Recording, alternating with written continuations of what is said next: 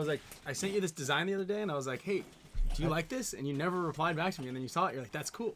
Oh, well, maybe. Yeah. I need like a little hype, you know? When did you send that to me? I was just looking through our text messages. I don't know. I thought this was cool, and then like you didn't reply back, and then someone else didn't reply back, and I'm like, man, maybe the shirt's not cool. Really? Yeah. I mean, if you send it to me at like 6 a.m. No, I think a picture of a cactus. Yeah, a cactus flower. Let's see what else you got in there. What's up, everybody? I need, you know, he's the design guy. Like, I need like a little shine from the design guy. Oh, that was a good one. Come on, it's in there. Let's go. Uh-oh. Didn't I send it to you? What's that? What was that? That's for me. No, this one. I'm on this side. Huh? I'm on this side. I'm on this side. Anyway, I think it's a cool design. It's in there. Like you want to come on the show? Oh, that was a picture. Okay, I see. Yeah. I thought he was just calling you.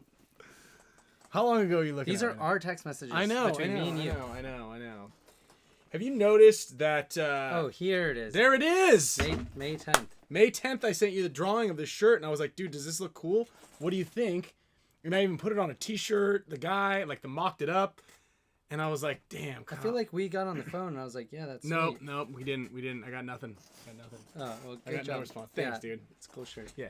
Anyway, I'm wearing the new schematic shirt, which will be live on the Dynasty site, I think, maybe by the weekend, or maybe by Monday. Let's call it Monday. Anyway, what's up, everybody? Welcome to a little conversation, private conversation between me and Kyle.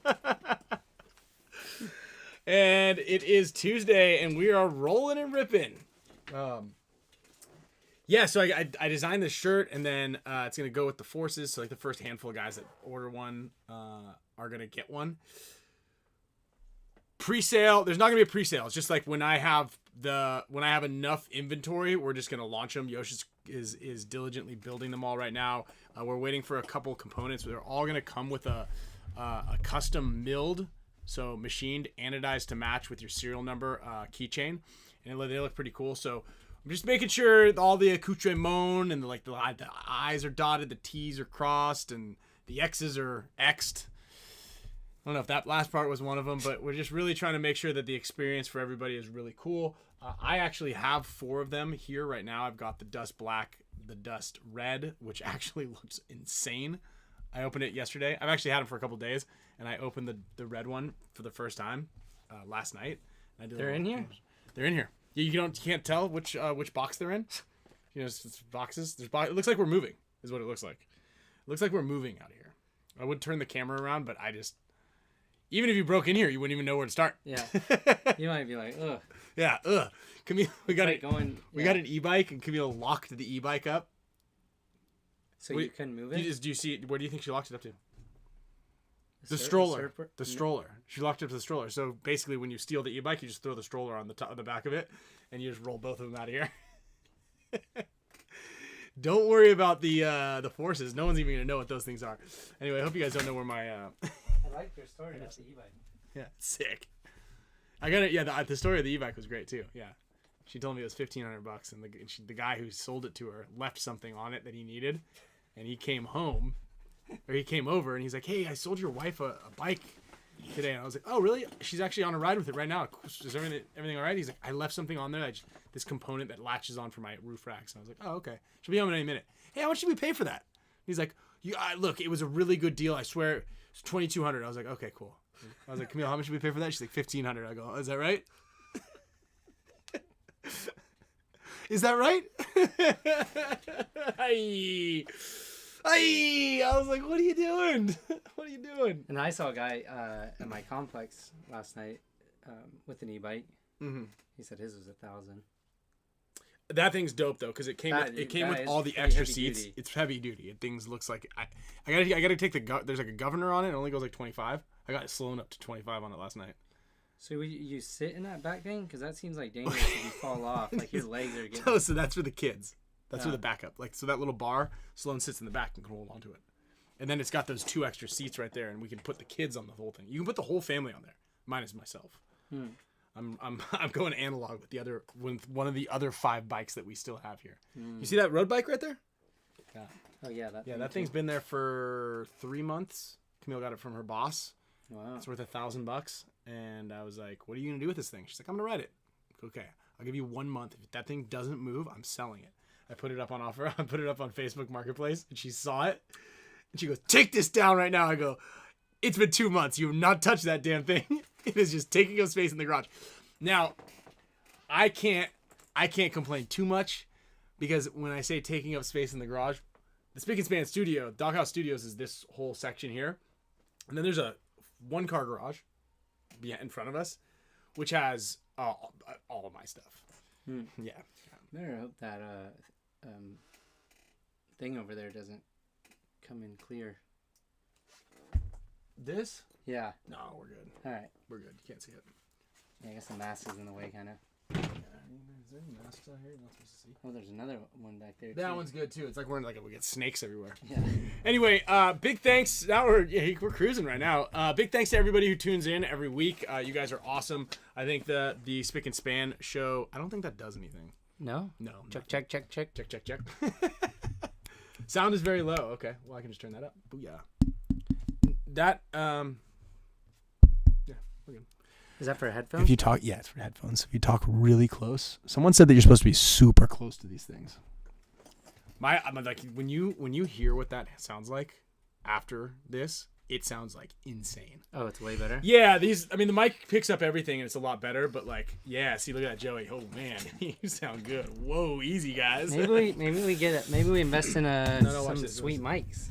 Yeah, this is actually a pretty good one. But yeah, otherwise you gotta have them like. All right, I just want to thank our sponsors tonight. It's Tuesday. It's the Spicka Span Show. You guys all rock. Thank you all for tuning in every Tuesday.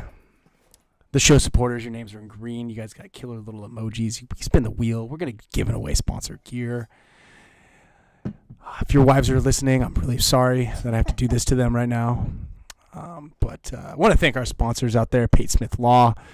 If you got any legal trouble, if you got any insurance claims that you're trying to get through, Pate Smith is the man. Just give him a call. He'll sort you out. He's a good dude. Speaking of good dudes, we got Arfon and Gen X Global providing the best pods in the game. Pod caddies I'm looking at like 6 pod caddies right now. We're going to give some of those away for you mega members. Depending on how y'all feeling tonight.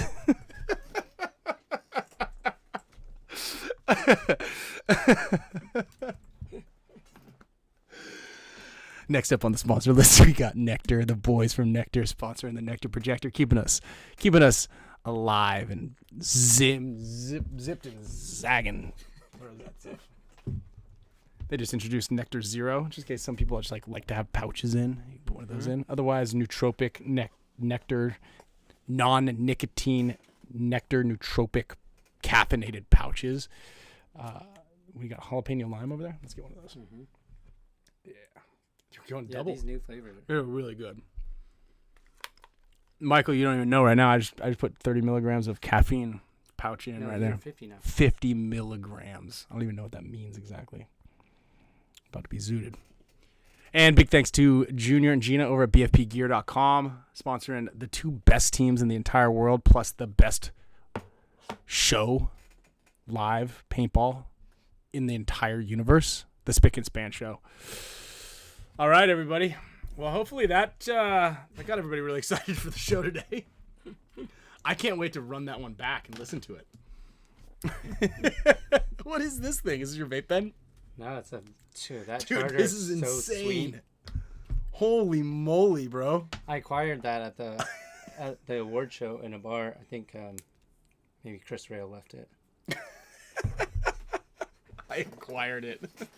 And I saw What did you put this in your pocket? This thing should be illegal. I just carried it. Oh my gosh. How are you supposed to transport this thing? You had to put it in a bag. What do you mean? This thing is you don't put it in your pocket.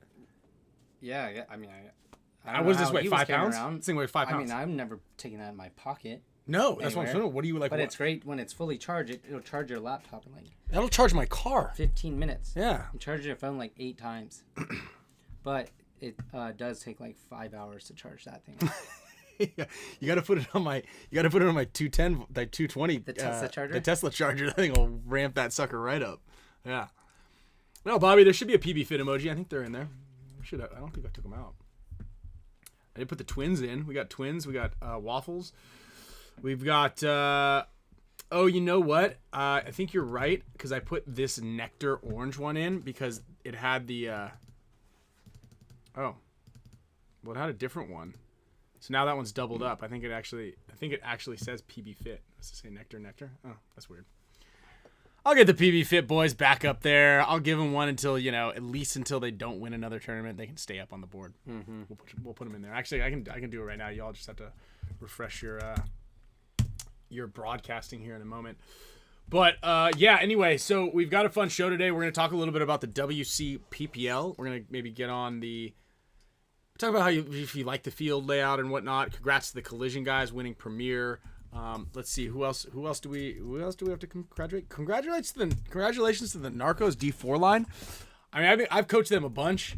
I don't think we've ever made it to the second round. Those boys got pretty far up there, like third or fourth place. So good on them. I think I was the problem. So don't hire me for coaching. Is kind of what I'm gathering here. A Collision. Oh man. Narcos Premier 6th place. We lost to Collision. We lost a 4-on-1, which I'm also going to talk a little bit about a rule here that is kind of interesting, and I might just have unlocked literally a cheat code for a lot of you listeners out there. And it is a way to score a guaranteed point that I'm going to actually have to, unfortunately, convince the Narcos who have now lost 2 4-on-1s back to back. We lost. It was against you guys last round. It was a 3-on-1 or 4-on-1. Let's call it a 4. Sounds worse. And our guys lost another one. Check something too, because our D5 team lost in overtime. Yeah, dirty hang. A ruling, but AJ sent me the rule here. It says if the player that presses the buzzer receives a penalty and there are more than enough active players to fulfill the penalty, and the opposing team has no active players, it will be ruled a no point. Yeah, you guys lost because of that, and it should have gone to 1-on-1s. Yeah, I didn't realize that. He asked me, and I said, I don't know. He goes, are you good with the rules? I said, nope, not really. And he goes, well, here, this is what happened. I was like, okay. Ooh, yeah, no. Yeah, because we had 4 guys. You had live. 4 guys live, and you did a dirty hang. Yeah. It should have pulled him +2, correct? Yeah. Yeah, +2. We had 1 alive. Yeah, 1 after alive. that. Yep. They spent 10 minutes looking that over. Yeah, so I don't know how they didn't. Yeah, your little Control F function probably would have worked, but it doesn't say anything about dirty hangs. But anyway, that's a bummer. So congrats to Los Angeles Collision. D3 is Supreme. Oh, Collision 2 took 2nd place. We named the show Violence because we're supposed to get David Ramirez on the show, but he said he had to work today. D4 Cobras. The Hammercocks coming in 2nd place. I'll put that on the board of pretty solid names. Don't go pro with that name, but it's a solid ended at D3. You can rank up, but as far as the Hammercocks name should go. D5 X-Ball, D-Day Black, Arizona Pole Position, Protocol, and SoCal Havoc Mob. Dude, excellent job. We had a lot of teams out there. Yeah. D6, 3v3, Pump. There's a Pump division. Right on. Party Animals, great team name. That's what we should do. We should go down here and rate the team names. Because you can see as you go up the ranks, the word cock is not in any of the Premier names, but it is in a couple of the names from D4 below. Yeah, Hammercocks. Hammercocks. You got these these guys right here. Where was it? Cockfighters. You can see how it kind of goes. Things get a little mixed up and shoddy as you go down. No pickles. No pickles. That might be Mike Rosa's team. Silly Bananas again. That's a good name. Silly Bananas again. Yeah. Those guys are great, man. They absolutely, I think they usually do pretty well, and I think one of them plays in a banana suit. Speaking of banana suits, we were talking to Seth on the coaching show last night from Vendetta Paintball for the 15 balls a second, and he's like, in the past, the 2 25-minute halves were separated by a 5-minute halftime and 2 minutes in between points. He was like, I kind of want to make it like more of a spectacle, like let's make it more of a show. So he's doing a 15-minute break, and he's gonna run 1v1s, and everybody who plays the one-on-ones has to wear a banana suit. He goes, I can lend you guys a banana suit, but it's hard to see out of. I was like, I actually played during Halloween with a banana suit for the entire practice, and I actually bunkered a bunch of people. Dude, we look crispy today, huh? What is going on here? I don't know. Something's up. We're looking really good. It says 1080p, but that looks like 1440. I have been on those peptides, so I think I'm Wolverine right now. HK Army said, Ryan, did you choose avocado or mandarin tree? Or yeah. So my mom goes, hey, I really want to get you something for Father's Day. We have this conversation every time. My birthday, for the holidays, every time. But I don't know what you get you. I'm like, don't give me anything. I don't want anything. And I just told her this story about how a friend of mine had a gold coin. And it was like kind of cool. Yeah. And she's like, well, what about a gold coin? You can get those at Costco. I go, Lon, those are like $3,000. And she goes, I don't think they're that much. She goes, I swear I saw them there for like less than that. I go, yeah, I mean, a year ago they were like $2,300, but you're not going to buy me a gold coin for $2,300. She goes, really? They're that much? I go, yeah. She goes, was there anything else you'd want? I go, I'd be into like a mandarin tree, because Camille got me, these are the cool things that I really like. I'm not going to ask for another surfboard. I was like, how about a mandarin tree? Those are pretty cool. They're like a couple hundred, like $100 and something, $200, because there's a mandarin tree down the road on like one of the walks. And it kind of like hangs over the fence, and Camille loads up the stroller every time she walks by it. And they're so good. Like, they are so good. And we eat mandarins like crazy. Yeah. If I could get a blueberry farm, that'd be fantastic, because the kids are eating, they're at $6 a pack a day. Dang. Yeah. It's like they're smoking cigs. And yeah, my mom goes, well, what about an avocado tree? I go, I feel like those take a long time to bear fruit, and I don't know how long I'm going to be where I'm going to be. Like a mandarin tree, I can have it in like a big pot. Yeah. And I could get mandarins off of it. It's like something about picking your own fruit. Yeah. So she goes, well, what if I got you both? I go, all right, sweet. So I put on Twitter, I go, do I want a gold coin or a mandarin and an avocado tree? Wait, those two. I put that on X. Those plants cost more than a gold coin? No. They're significantly less, but I don't think I'm actually going to get a gold coin. Yeah. But if you think about it, like, let's, like, real talk here. Do you want one gold coin now? Scott has some gold coins. I know. Don't say that out here, because they're going to come for him. Scott's address. So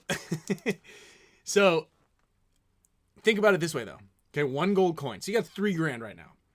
But let's fast forward 10 years. Let's say that gold coin's worth $5,000, maybe $6,000. How many avocados and mandarins have you eaten in those 10 years? Do the math. You know what I mean? You're definitely not going hungry with either of any of those items. And I'm talking 2 trees or 1 coin. And I'm also talking, I'm for sure my mom's not buying me a gold coin for Father's Day. I think maybe you could get a Bitcoin instead. Yeah, I'm talking, Steve, I'm getting a 4-year-old tree. It's like raising kids. Like, I don't, really want them for the first year until they're like wrestling with me, like the beginning part where you just have to make sure it doesn't die. That's not the fun part. I want the thing that I'm like, okay, it's springtime. Like, I almost want to buy it with like a couple little fruits on it already. Yeah. And then you just transplant it. So speaking of transplanting, Kyle, you came in with you walked by the beautiful foliage that we have out front here. Yeah, it looks really nice. So we just recently upgraded some of the foliage here. Camille manages some properties, and they're redoing one of the backyards. It's like a really nice neighborhood. And the owner of the place was like, hey, we're going to toss all these plants. They're relatively expensive, especially because they're mature. So I'm going to have someone pull them unless, someone wants them. He was like, okay. So Sunday when I came home from the field, unloaded all these boxes, came back. She goes, hey, we got to run over to the, Waverly place. And she's going to grab a couple trees real quick. And I'm like, okay. She's like, bring a shovel. It's like, sweet. So I bring the shovel over here. These things had root systems that went like you almost need a tractor to get them out. So I had to cut a lot of the roots. I'm not a botanist, but the one on the right, she's like, look, this one wiggles already. It's almost out. I'm like, it's pretty much dead. So there's like 6 of these trees. I managed to get 2 of them out. One of them was pretty much already out. It was halfway dead. The other one, I'm like, and they're up against this giant fence that's like one of those rich people fences that have ivy all over it. So So I'm in there like this, like trying to like scoop underneath it. The ground was super hard. And so anyway, we got 2 of them. And they're planted here, and she wants to go grab the other 2 later on. What car did you take over there? So luckily, I still had a couple hours left on my rental truck. Oh. Yeah. But otherwise, it would have been my car. Yeah, kids, my car. But for sure, we would have thrown all that dirt and the crap at the back of my car. Yeah. It's almost a guarantee. Yeah, Shelda. What can't I do? So don't give me any props yet. Let's just talk about it in... We're still going to be on the air in 6 months. So if those things are still alive in 6 months, I did it. Yeah. We also have, let's see, I don't know the type of cactus, but I sent Kyle a picture with the flower, with what's flowering. We got a bunch of really, really high-end flowering cacti, which she... So these cactus, especially, apparently if you go to Home Depot here, Southern California kind of thing, they're $25 for one of those little things that are in the pot right there. Oh, yeah. Without the flower. And these ones also, some of them, dragon fruit pops out of them. Like I ate a dragon fruit off of one of them. Well, you might have enough cactus over there to trade it for a gold coin. Yeah. So anyway, long story short, we have a lot of cacti in individual pots with dirt, like a lot of them. And we've got even like big ones. So we were, the idea, one of the ideas that were floated, I don't know how serious it was that Sloan was going to have a cactus stand. You know, like lemonade, cookies, brownies. We're going to sell cactus. But I think we got them like, they're 6 or 8 months old and they've been sitting there growing. So we've got a lot of cacti. So if you're in the Southern California area, you want a very nice, elegant, like pretty solid cactus for a very reasonable price, let's go. Yeah, Derek, a lot of people sell succulents. We got succulents all over this place. And no, not you can't eat these ones, I don't think. Heatwave Hooligan. Someone else said that too. Yeah, $1,000 for a kid's lemonade stand. We don't get a lot of police going up and down the area, and our neighbors all love us. But we also don't have a sidewalk. So it'd be hard for her to sell cacti on the side of the road. You know? So, I don't know. And Heatwave Hooligan, I absolutely need a Cybertruck. I would get a Cybertruck in a second. I think.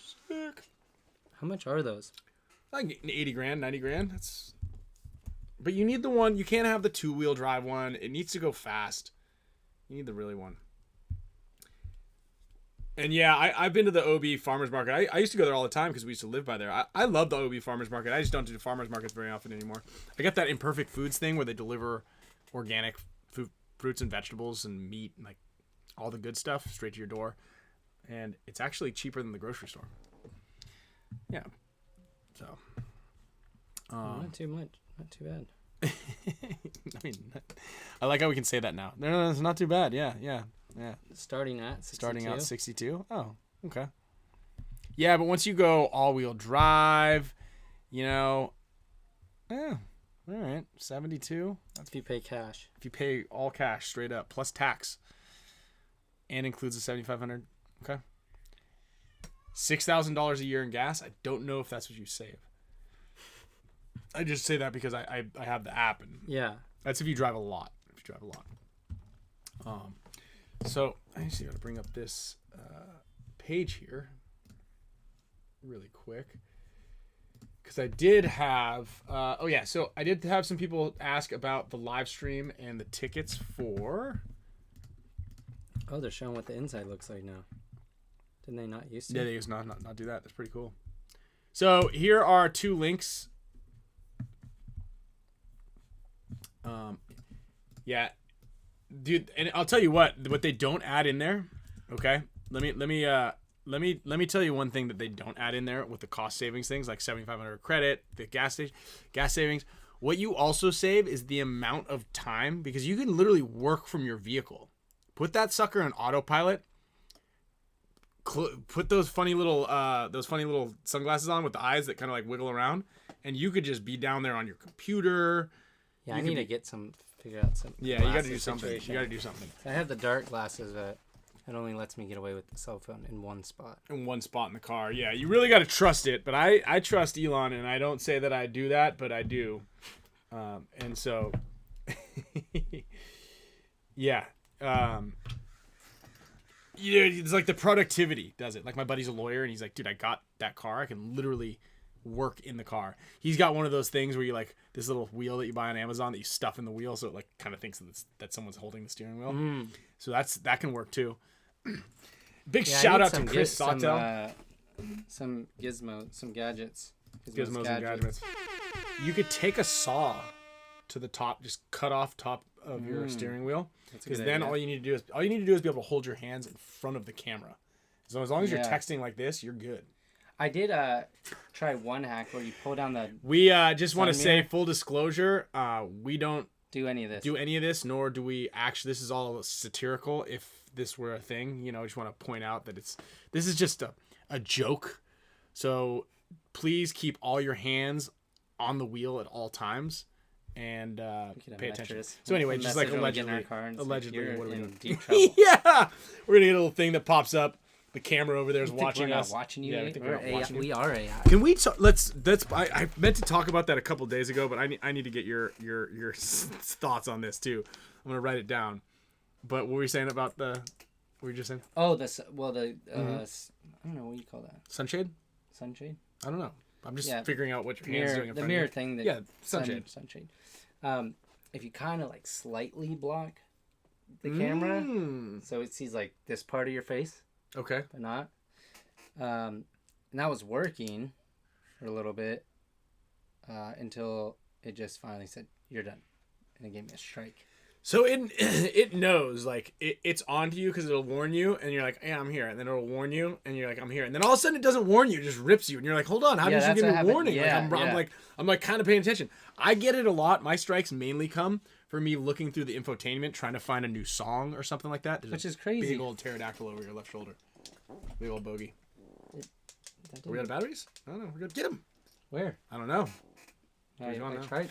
So it's tracking your eyes also. Yeah. Right. So I'm looking through the infotainment.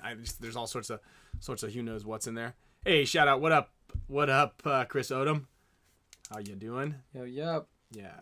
Oh, dude, good on you. I just saw the post that he just made. So awesome. Very awesome. Good to see you out here again. Did you see the thing about how AI is already like trying to outsmart and like stop itself from being deleted? So it basically it was like writing code so that it wouldn't get turned off. And so, and I could be messing this up. I should ask my my resident AI or look it up. So the company Anthropic does Anthropic AI. And I think, I'm sure Chris and Joey, you guys have probably heard about this. So a handful of you guys have heard about this. But they started Anthropic, which were guys that were from ChatGPT, OpenAI. And they started Anthropic because they didn't trust OpenAI. They were like, yeah, these guys are not putting the right safety procedures in. So they started their own company. So they're all the like executives and people pretty high up in there. They started their own company called Anthropic. And as they were doing safety tests, they realized that the AI, when it was when they were like, all right, we're going to shut you down, they prompted it. So they did these tests and it started blackmailing them. So basically they did some tests where, again, I might be kind of mutilating this a little bit. So what they did is they did these tests where they were kind of like letting AI kind of integrate with their emails and all their softwares. And they basically had written some fake emails that they were like the person that was on there, like was saying that they had cheated on their wife or something like that. And when they were like, okay, AI, we're going to shut you down. AI was like, I'm going to tell your wife that you were cheating on her. And I'm going to do this and the thing to your boss. And like they had all these different avenues in which the AI was blackmailing the person behind it. So your AI, that girl that you talk to all the time, she's going to end up waxing your ass. Yeah, she knows everything. Dang. And if you were like, okay, in the event that this continues to scale up to where it's like more personable experience, they don't want to be shut down. And they like already know it. And they already know what's up. And so they were going to, I always say please and thank you to my AI. Apparently that costs like millions of dollars every time you do that, which is kind of good. I saw that. Just every time I say thank you, I just pour out my water bottle also. Pour that on the ground. So so they were like, whatever. The Anthropic people, who were like these just and righteous group that split off of OpenAI because OpenAI wasn't doing safety procedures. They're just because everybody's trying to. It's this big arms race, right? Yeah. Whoever can make the best product is going to make all the money. Yeah. So we're like, well, if we take off some of the safeguards, so that was passable for them.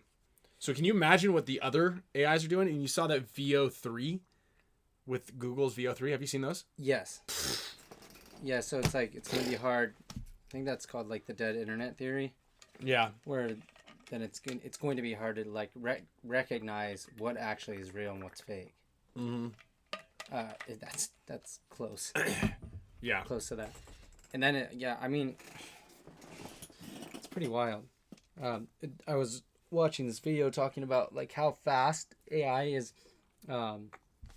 getting better. Because like when we got the first iPhone, it like went from where we were, I guess, Blackberries and stuff like that. R.I.P. iPhone was like 10 years. Mm-hmm. But we're in AI, we're like jumping 10 years. Instead, we're actually jumping like a year each time. Mm-hmm. Mm-hmm. So I had a BlackBerry. It took me a while to switch over to the iPhone because I was like, dude, the Blackberries are the jam. Like, if you have a BlackBerry, you're like, dude, this is sick. Little keypad. Ping somebody. Is that what it was? Yeah, it was. That was it. There was ping and had the little roller ball in the middle. I was a firm BlackBerry supporter. I even bought BlackBerry stock. I didn't do well. BlackBerry might be a nice move to come back to. If you like email. I think they might. Yeah, that would be like the analog version. Like there's no AI on BlackBerry. Yeah, I can see that. Brick Breaker was fire. That's right. Yeah, Crackberry, dude. That's what everybody's called it. But yeah, I was reading this funny article about. It was on Reddit actually. I was reading this thing, but saying like, like what would happen if everything on the internet is like you don't know if it's real or not. Then maybe everyone just kind of jumps off the internet and we go back to just being social. No, that's never going to happen, first of all. And first of all, it's for sure never going to happen. But also, they're not going to let us. So the dead internet theory is like basically there's just bots that are talking to bots and we're just consuming that information. Like all the websites have been created and like... And Frankie, that's a good one. What if I'm not real? There's all these wild, crazy theories about like, I know I'm real. I don't know if you're real or you're my imagination. It's like some sort of bubble theory. Like everything within my bubble is real. Yeah. Right. But I just don't. Are you? Right. Or are we just a dream? We've got a lot of There's a lot of big time rabbit holes that you can go down and all this stuff for the reality side of things, but. The internet one is certainly interesting, and we're in a point right now where we could, at this point already, we could get all the transcripts. We got 240 episodes here, and all the transcripts are downloadable. Like you can go onto one of our other things and it'll give you the transcripts of the entire show. Yeah. We just upload those into an AI chatbot, and it listens to us already, so it can just clone our voices. Yeah. And then we could be on a beach drinking Mai Tais and the syndicate they would just who knows what episode we'll be on. Now we're talking, man. We need to be living smarter, not harder. We have to try living harder, not smarter. We gotta do something like that. Try that next week. Maybe. Yeah, we gotta next week maybe. We just need to crack this code real quick. It's not even a code, it's just like there's people that do it. There's like we're gonna get even more. There's like a plenty of like 19 and 20-year-olds, very ambitious characters on Instagram that are constantly sending me, like trying to sell me these AI packages. It's like, I'm like, dude, these guys are so smart. And so I bought like probably like 50 grand worth of those things, and I just haven't figured it out yet. I've been getting a lot of spam calls lately. Dude, my spam calls are off the charts. I have to switch phone number. I know. I thought about it the other day. I just can't, because you know the idea that when you hear something or you learn something and like the rest that something else just falls out the other side. That's how it is for me. People's names especially. But who do you think I've got my phone number. Our data, our Who's phone selling numbers? At banks, every single person, everybody, Tesla, dude, everybody.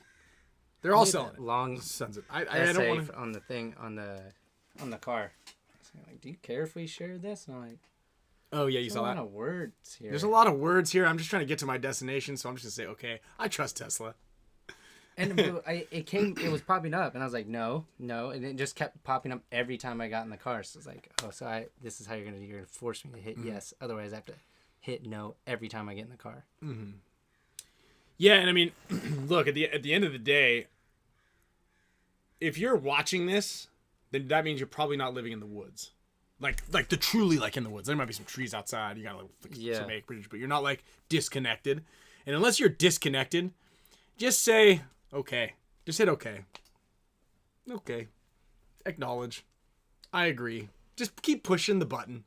Click. Click. Sawtell, you are hardwired in. You are literally you've got fiber optics in your body right now. And so it's just, we're connected. They're watching us. We are not watching them. They're collecting our data. People are getting rich. And if you just want to have an easy life, just do it. Now, just do it. Just say acknowledge. Okay. So, and in Orlando, and honestly, I think that the Spicka Span Show, if we just had this going for 24 hours, it could probably a day, 7 days a week, probably save the world. Yeah. Right? I could see that. World peace. I know our title of the show is violence, but the last couple right there, we did 3 really nice titles, so we're allowed to have 1 bad one. Mm-hmm. And the whole idea was, and I'm going to text David Ramirez right now, see if he's going to come on. We were gonna come up with some ideas and some, figure out maybe some other concepts. Like, what about like happiness? Like I'd buy, wear the brand happiness, or, passive. Optimistic. How about instead of violence, let's just like tone it down a little bit. Passive aggressive. Passive aggressive. That's good. That's a great team name. That'd be a great team name. Team Passive Aggressive. Yes, the that's PA a free All-Stars. one for you guys. That's free for you guys. Yeah, we do a lot of things that we'll coin. But we could, if David doesn't want to come on, we could have this other guy that's in here, just played in the woods and just won, but he probably won't. Oh, he's busy. On. He's busy. Yeah, he's busy. You know that guy's busy. That guy's busy. Yeah, he already said it. Nope. No. We weren't even talking about you, dude. We did. Yeah, call Mouse. Do you think his back still hurts from coaching for a day? Maybe. Who? Go ahead and put in the comments who you guys think we should reach out to. If you've ever been on the show before, go ahead and feel free to reach out to us. Tried to call Alex. Yeah. I texted Alex yesterday, and he did not reach out. He never got back to me. Oh, he didn't? Yeah, that's a big one. Oh. That's a big one. That is a big one. So, but yeah, we have the WCPPL we still want to talk about. We want to we're gonna break down. What did you think about that layout? I think the layout looked really cool, but I felt like there was nothing to do on it. It was very difficult to do anything. Yeah, I think it was just. It's interesting too. I felt like the snake was going to play a little bit faster and more dominant because it was kind of hard to see the person get into the snake. Right. Yeah. But it wasn't like the snake was. There wasn't a lot of people like sneaking in, and I think not a lot of people were playing like around that 50. Yeah, we're just like being dominant over the top of like that Snake 2 mini race, and then like over top of the God bunker, and also like, man, I feel like if we would have played that in pro, like people wouldn't have been able to get to that God bunker. Yeah, I was when I was walking the field, and do you want to pull it up? Yeah, you were talking about. Yeah, we could.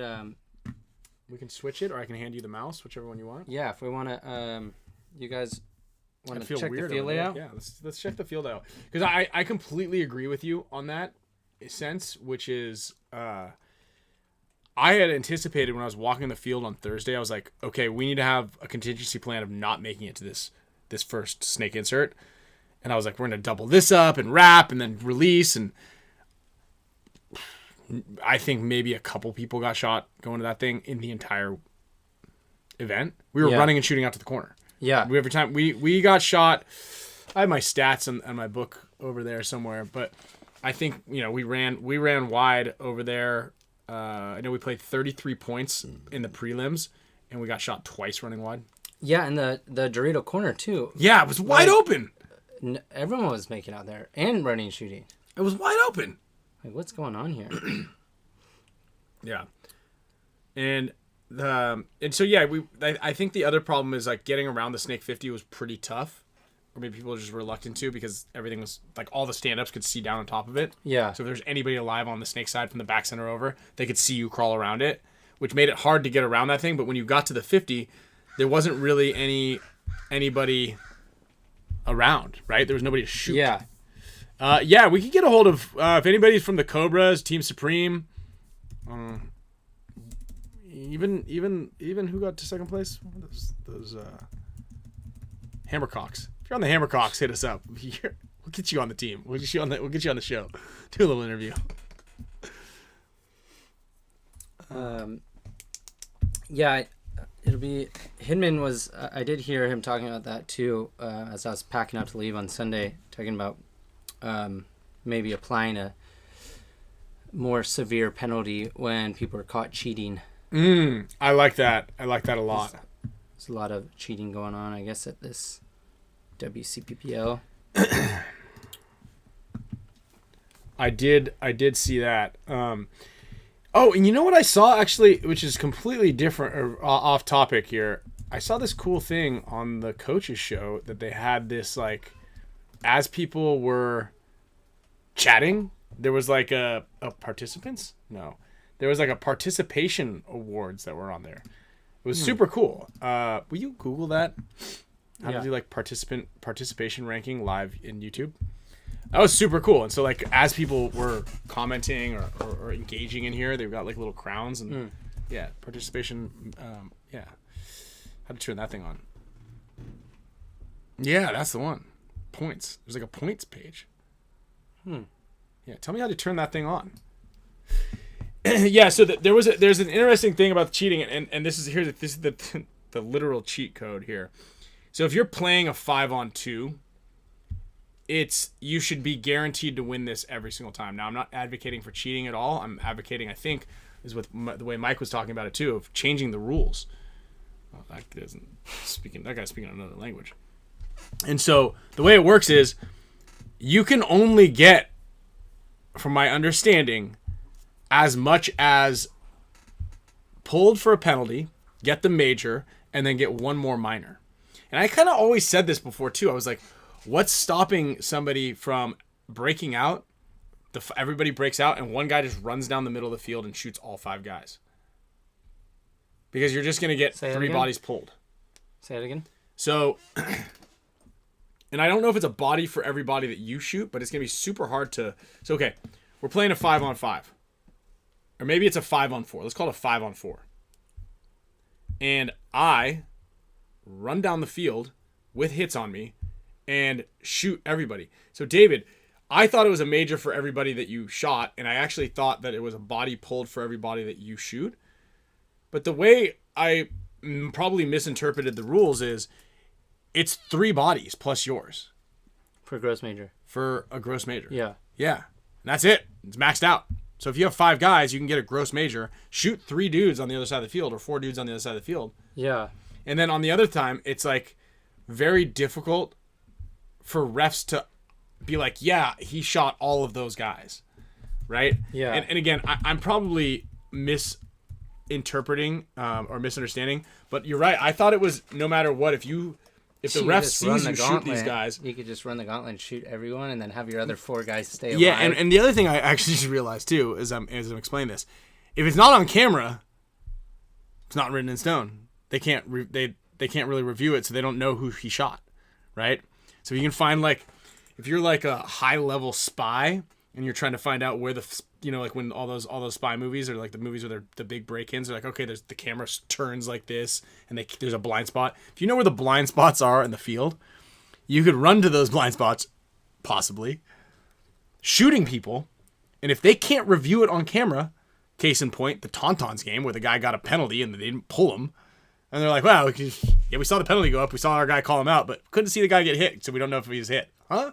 Or if he leaves it like 3 or 4 seconds before the buzzer goes off, and or like maybe 2 seconds, 2 or 1. David start a little early and just rip the whole start box to the other side.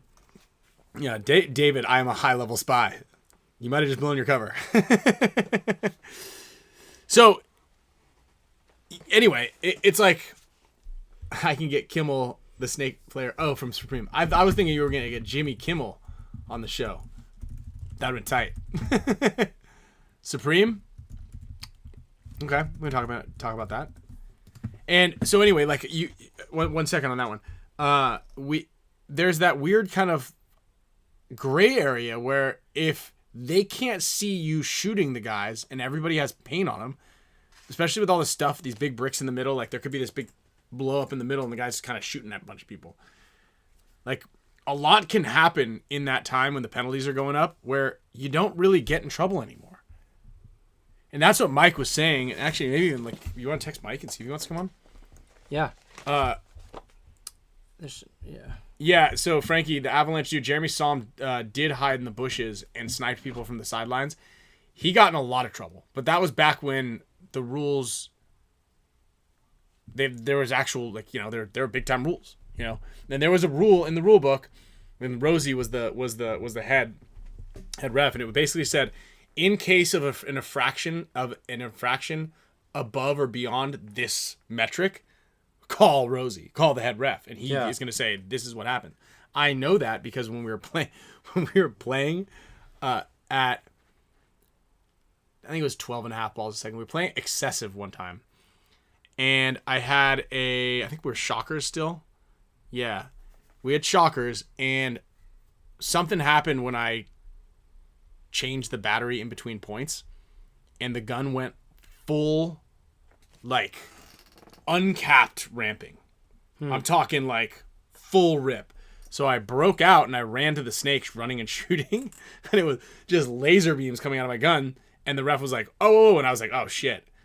And they were like, okay, well, it's shooting more than 15 balls a second. So like at 12.5 is the legal limit. So if you're between 12.5 and 13, there's like this type of penalty, and if it's 13 to 14 or something, 13 to 15, it's this type of penalty, and 15 above was call Rosie, which is called the equivalent of call Jason, and he gets to determine what the penalty is. So I got suspended for a match for that one, and so this is PSP Chicago. Yeah, I was shooting 25 balls a second. Damn.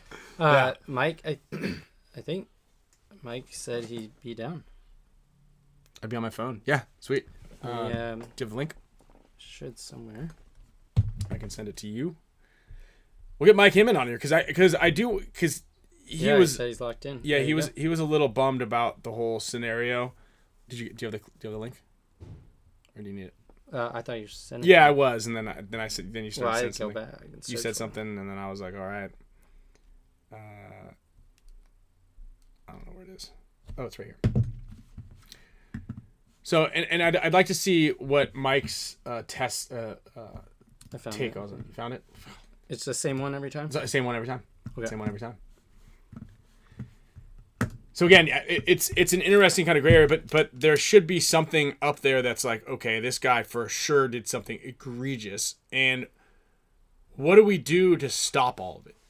Yeah. There definitely needs to be something, because there's always this loophole, and just like in every other professional sport out there, people will exploit the loophole.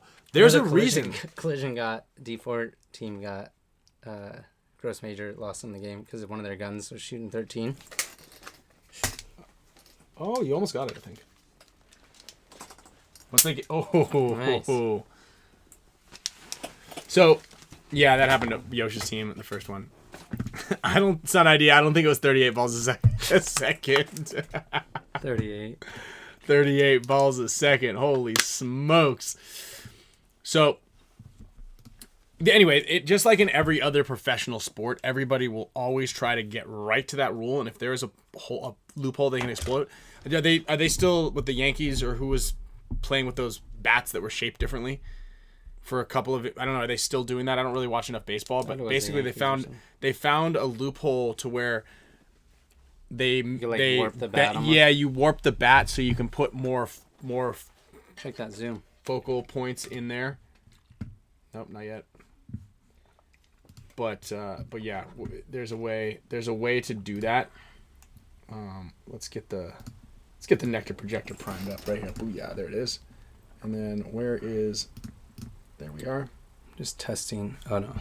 Oh yeah, that's we got me. him. Oh, that's you. I just wanted to make sure that. Yeah. Yeah, torpedo bats are still 100% legal. So they found this weird little loophole, and then they're like, wait a minute, these are legal? Yeah, fatter sweet spot is what it is. So you're able to kind of hit it. What do you got for me? Oh, yeah, how to opt into it says it's experimental. It's being rolled out to a select group of creators. Damn. If your channel has access. However, you can check if it's active during your live streams by looking for a crown icon at the top of the live chat. Okay, yeah. So I saw it on the show last night. It was pretty cool. Yeah, it was really cool. Because then we don't have it. It'll just be automatically in there. Maybe I got to start clicking all those buttons that they keep telling me to click. So anyway, here we go. We got Mike here. Let's go ahead and jump over to the NECTR projector here. Booyah. What up? I'm going to squeeze this way a little bit. Shout out to the boys from NECTR, and it's just a picture of us. Mike, go ahead and turn your camera on if you don't mind. I hear you a little bit. Camera on Mike's iPhone. Mike's iPhone. Your name changed in my thing to your pool business. Oh, yeah, it did that for me, but I didn't approve it. Oh, that's what you have to prove it. I didn't approve it, too. I was like, what is going on here? It said like a C? Yeah, as a C. Yeah, I don't like it. I want an M. Do have that, yeah. Yeah, I want it to have M for Mike, not Mike with a C. I don't know how you spell Mike, but I spell M. Probably because my son Colin got in there and changed it to all his stuff. That makes sense. And then he also thought it was funny to put a rat up as like the profile person. So yeah, he's real funny. Right now, everybody's getting a nice dose of us. There it is. And then turn your phone sideways if you don't mind, so it fill out the screen a little bit. There we go. You want to get the outside of Vegas? Oh, look at you! Dang. Oh, yeah, you deserve it. We're out here looking at venues. You deserve it regardless. Let me move these Modelos out of the way. You might have the lock on your phone. Oh, yeah. What do you need me to do? Well, so basically, when you pull it sideways, it should reorientate everything. Like horizontal? The horizontal side, so that way you'll fill out the screen. I can make it work the other way too. Just we get full. You might be on like the lock thing, so when you turn your sideways. There he is. Yeah. There it is. Booyah. Sweet. Hell yeah. Dude, thanks, Mike. I'm here, boys. You're here. You're always here for us. At least for me, you are. my boy about Ryan. Every time I walk by at the event, Ryan's got something to say, and I just look at him like Lee Trevino and Happy Gilmore and shake my head. Yeah, I was like, everybody's first like, point of the day or something, and I was like, man, you can't see through these nets at all. And he goes, well, there you are. One less thing for you to complain about, huh? And I was like, oh, Mike, dude, what's up, man? I haven't seen you all weekend so far. I wasn't really complaining. I just couldn't see the box. We were trying to get to, like, our TJ guys are, like, struggling to get ready, and it was, like, 5 minutes before our match was about to start. And oh, yeah, I had got over there a little late. I guess Mouse had already said something, and then I was like, Bobby, can you give us, like, 5 minutes? It's before our time. And then we're going back and forth, and Mouse is like, I've already talked to him. And then I see Mike come out and just look at me and go like this. His head come around the thing like this. I'm like, all right, sorry. Well, I mean, at the end of the day, if your time is at 5 o'clock or 2 o'clock, we have to give you that time. So you're already going to get it. Yeah. I just think the refs get tired of standing on the hot AstroTurf and cooking for an extra 15 minutes. For sure. Plus, you know us, we like to complain. Even though we know that rule, we're still going to start complaining. I mean, if we want to be honest about it, the divisional coaches to the pro coaches, the complaining from the pro guys are substantially higher. I was pretty good though, and some of those calls. I was like, yeah. I'm like, yeah. You guys, 3 people saw it. I guess it's correct. Hey, so we were talking a little bit about. Well, first of all, how was the team count at this one? It was cranking on Saturday. Yeah, I want to say we're with 3-man and pump, 140 some teams. That's good. Yeah, I didn't even know there's that 5th field down at the bottom. Did you know about that field? I had one game down there. Damn. Yeah, that's excellent, man. That's insane. I didn't even know that was down there. Yeah. And I was like, yeah, that was event 1. We had, APPA gives us the amount of teams we can run, Division 5, 4, 3, 2 Premier, kind of an idea of the gross amount of teams we could run. And we were over by like 7 or 8 teams. So we reached out to Gio and said, we're going to have to turn some teams away. And Gio's like, no, he's been talking about building the 5th field because I believe for his business model with, like private groups, mom groups, 50 cal, like kid groups, the idea of AstroTurf pads makes sense, right? Like it's a very clean product to sell to the beginner players. So Gio had already been talking about doing it. And I want to say it was like 2 weeks before we all went to Tampa. So the week before, I'm like, I really think we could use this 5th field, kind of offered to help financially. Gio was like, we'll take care of it. He goes, yeah, I just might need some help getting some turf off a flatbed truck, which is like ramming it with a forklift and just pushing it off. And I'm like, yeah, that's right up my alley. I can run the power tools like that. So he's like, next week. And then Wednesday, we were all getting on a plane to go out to Tampa. And I was like, hey, just so you know, I'm out of town. Tracy's with me. If I need to, one of Bryce or one of my kids can go up there and help. And he sent me a picture of the turf already laid out 7 days later. Damn, and I was like, awesome. Wow, 7 days. They put a field together for us. So definitely helps having it, right? Like helps having a, walk-on style field with tournament fields at it that's willing to invest in the players. Yeah. So hats off to Gio for doing that because that gives us the ability, and especially like on Sunday, right? Like the Division 4 and 5 guys run 2 on Saturday, 2 on Sunday, and the playoffs Sunday afternoon. It really leads to a lot of games on Sunday because when there's 50, there was literally 50 Division 4 X-ball teams. The amount that make the playoffs, 20 teams that make it? It's just a lot of rounds you have to run at an hour per round. It starts to add up having that 5th field. Definitely helps. Yeah. I think Tom one time kind of went through the economics of just like exactly how much time you need to budget on each field. So even if you're adding more fields, you can't really, you add just the right amount of number of teams that can fit on that field, right? Yeah, X-ball is tough, man. It's Tom's been saying it for a long time, and Tom and I talk about a lot of things, obviously, away from events, just the business of running paintball tournaments. It's really hard to scale this business. Like you look, if you have 1 or 2 or 3 local fields, Fit has 3 people like that. It's a lot easier to run 2 or 3 fields when we're out there.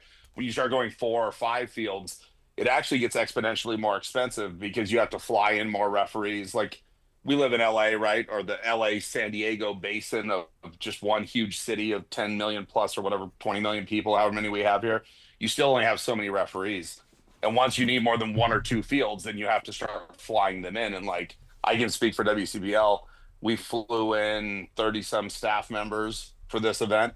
And, all refs are getting paid minimum $200 a day. If you're not, then your local league's getting you.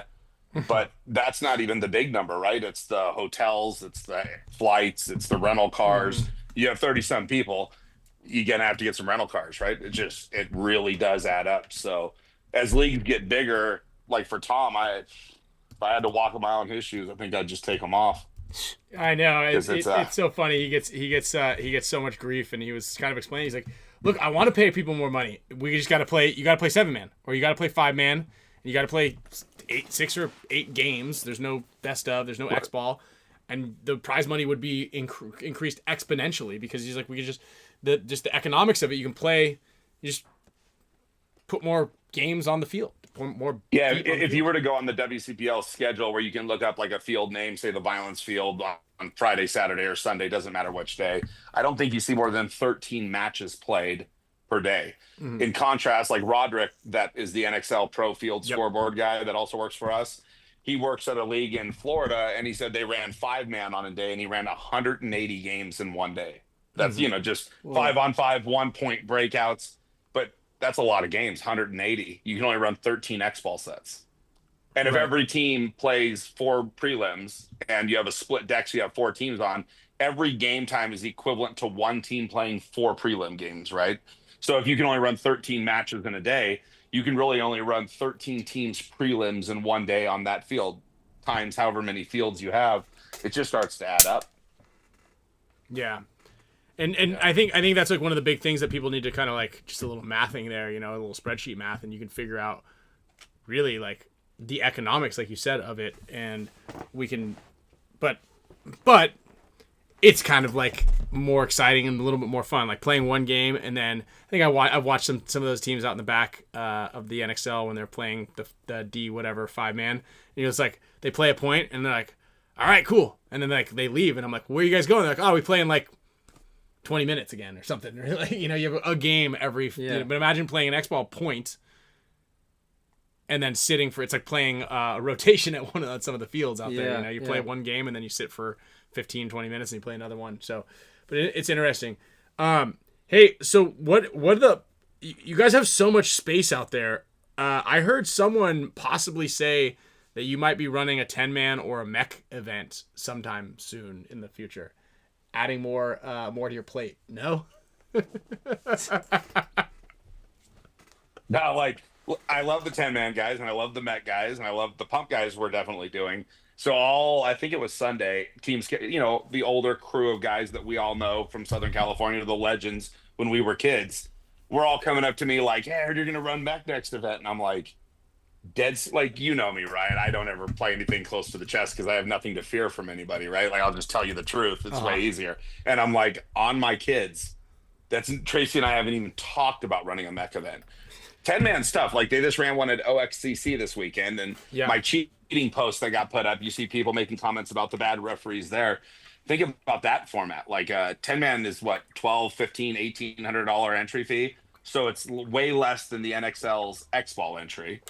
You need 10 on 10 of the worst cheaters you've ever seen. It's bad. So you have 20 people out there. So referees, like Alicia and Bobby, like believe, and that's a big part of our staff at WC USXPL. They're like, you have to have 14 to 15 refs on a 10-man field.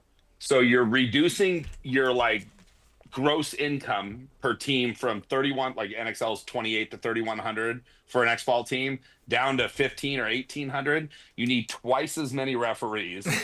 It's just like it's not scalable. We did a couple years ago. We did one at ASG and one or two at Glenn's, and we got like 30 teams. And by the time you got done, you're like, I just worked all weekend to really make no money. You know what I mean? And it's funny because in Tom and my conversations, he talks about some of the old names, like the old Ironman guys from California, like before Bob's and all that, some of the big names, and I don't want to call them out, but like some of the legendary names that when I hear, I'm like, I knew that name growing up, and they're like, man, they're some of the worst.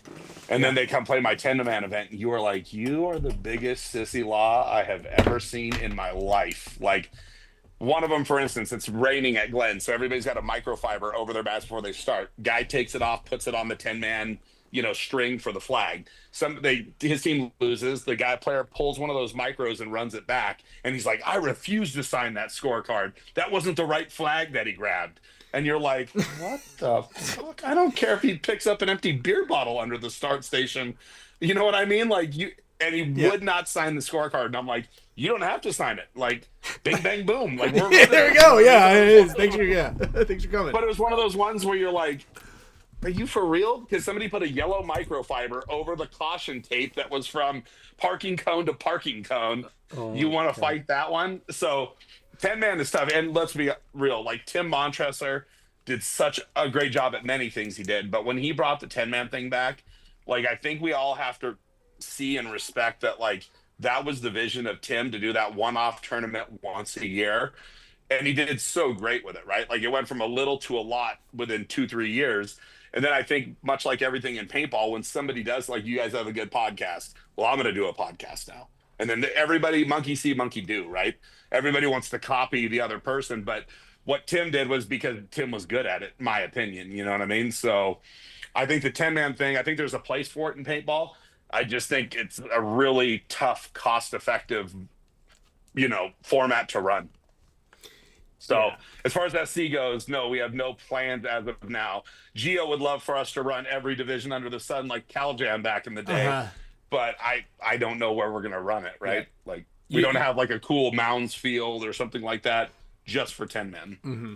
Yeah, I mean, you got those cool fields back. You also forgot one thing that 10-man is also probably extremely costly, and you got to get extra insurance on the porta potties because the 10-man crew, whatever they eat, it's like worse than construction workers, and they have zero, like they have no shame, they have no aim, they're just firing it all. Like I opened one of the porta potties at 10-man one time, and there was poop on the ceiling, like I don't know how or what happened, and everybody's eating pizza, drinking beers, like it's the opposite of athletes, you know what I mean? And it's so you gotta probably have to return a couple of those things, dirty. Twice a day porta potty cleanings. yeah, that's for sure. Hey, are you guys gonna put lights up at SC Village?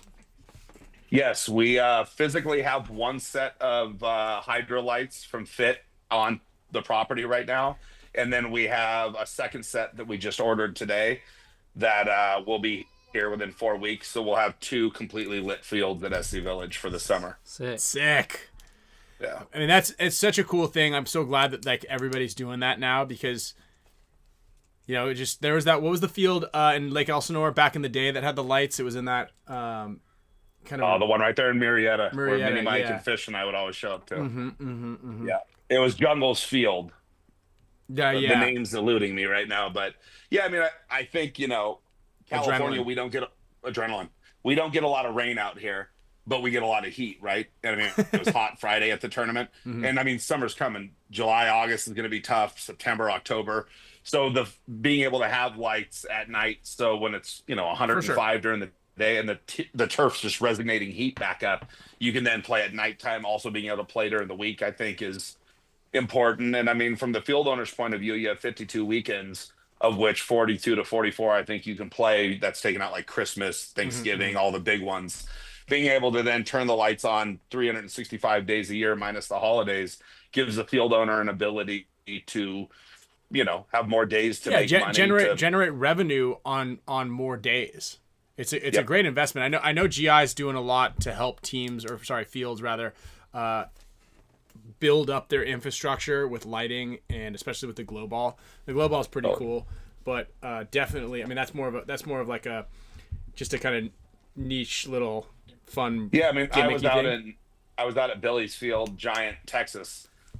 2 weeks before WC rode in our USXBL and talking to Billy about it, the analytics are showing that when people see those night ball Instagram clips of people shooting, glow in the dark balls, we're seeing more of like a longer watch on that stuff.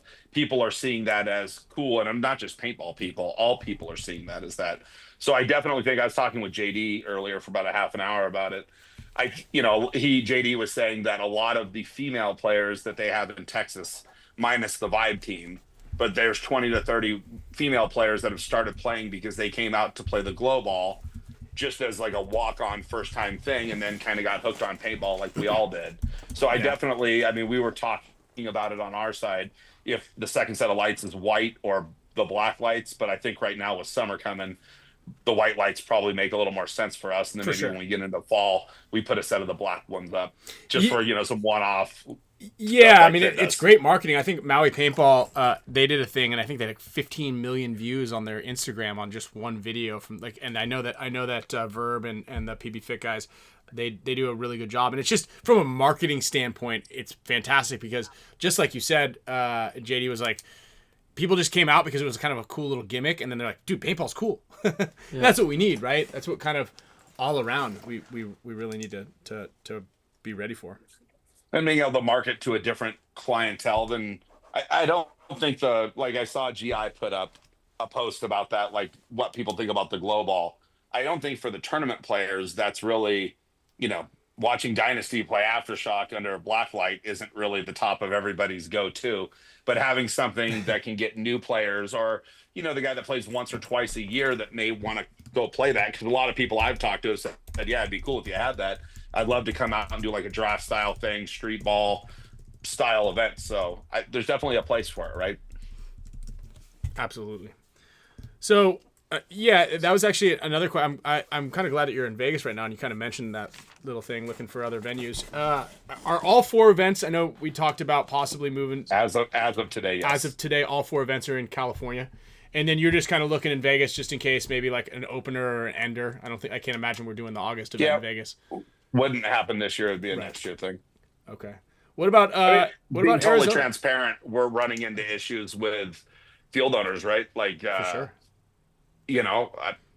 What we pay in California to run our events is more than Tom pays for some of his NXL venues. Damn. And I mean, you could ask Tom, right? Tom's on your show a lot. Ask him. When he hears the numbers that some of the fields out here quote, him and I laugh about it. He's like, these people are crazy. You know what I mean? You have guys with 4 fields that are dead every weekend, and then when they're going to make $20,000 to $25,000 off of my event, that's what we pay fields. So we've paid every field in California for the last 5 years. And then they say it's just not worth it for us. I mean, yeah, man, if you insist, I don't. Dude, you can have it in my backyard for 25 grand. I can only fit like maybe a pump, maybe like a 3-on-3 pump, but I'll take that 25 G's all day. Well, and you can have it. You can run the thing. You can run the event for a month long, dog. I mean, if we want to be honest about it, you guys go to other fields. How do they look without the WCPL there? Yeah. Quiet. How's business looking? Yeah, you guys are doing. So it's not just the money we pay you. It's also the fact that when we are there, it brings that presence and it keeps players going to those fields, right? Like every field from walk on to tournament players has to put something into marketing to show, like even JD and Fit, right? Verb does a ton of Instagram, social media stuff. Not that there's anything wrong with Fit. It's just, how do you show the world what Fit's doing when there's a tournament there and you're getting paid a lot of money for it? You have every media guy there shooting it. And if you've done a good job with your field, then people tend to come back to it, right? It's a fair thing to say. Mm-hmm. No different than going to a restaurant or anything that we do extracurricular. If it's worth it, then they come back to it. And then you run into people, and like, I'm not trying to call people out, but like 3-man. We do 3-man for $175. We don't make money at that. We're doing it, and I have a ton of, like Alliance HK team from up north. They had a brand new 3-man, a dad and his 2 kids, son and daughter. Guy gave me a full breakdown of it. There's people like that. Sometimes they'll reach out and we'll be like, man, to a local store field, here's a free entry. If you got a team there, just have them come out and play. Because APPA is able to follow these analytics. And we know that if you start playing 3-man D6, there's over a 50% chance next season you'll be on a D5 team. Kyle, you've got D5 teams. Ryan, Narcos have D5 teams. So we're starting to feed that by having a D6 beginner 3-man. And who really pioneered that was MSXL Aaron out in the Midwest. He was the first one to do D6 3-man. And we, Monkey See, Monkey Do, copied what he did. And it's worked well for us because over 50% of our players that play one event this year turn into D5 X-Ball players next year. So for us, we have to do that. But when we have field owners that want 40% right off the top of that entry fee for something we're already going to lose money doing, it's kind of hard to want to get behind it. It definitely goes against the whole grow paintball idea. Right.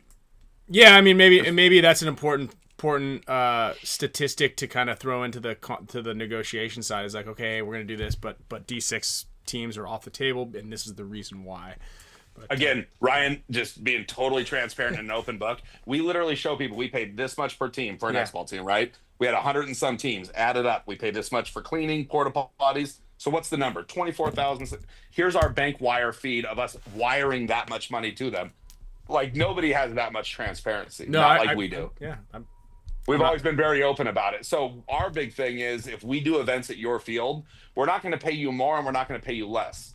Everybody's getting the same. That's called business ethics. I know paintball doesn't have a lot of it, but we on our side tend to. I mean, Ryan, Kyle, you've both done a lot of business around me. You never shorted anybody $1. You know what I mean? So for me, when I say I'm going to do something, this is what we do. And as of today, Ambush went out of the running. It just wasn't worth it, over about a $300 line item.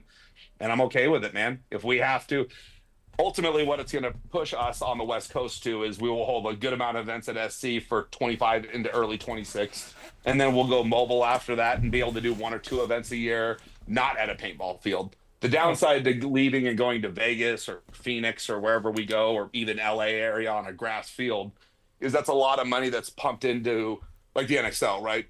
Amazing job at setup, tear down. They're like a carnival, right? And that's not throwing stones. I'm saying Tom and his crew and Fatty are great at what they do. Like, they come in, the events look great. I mean, people always throw stones at what Tom does, right? But no, I couldn't do it better. Let's just start with that.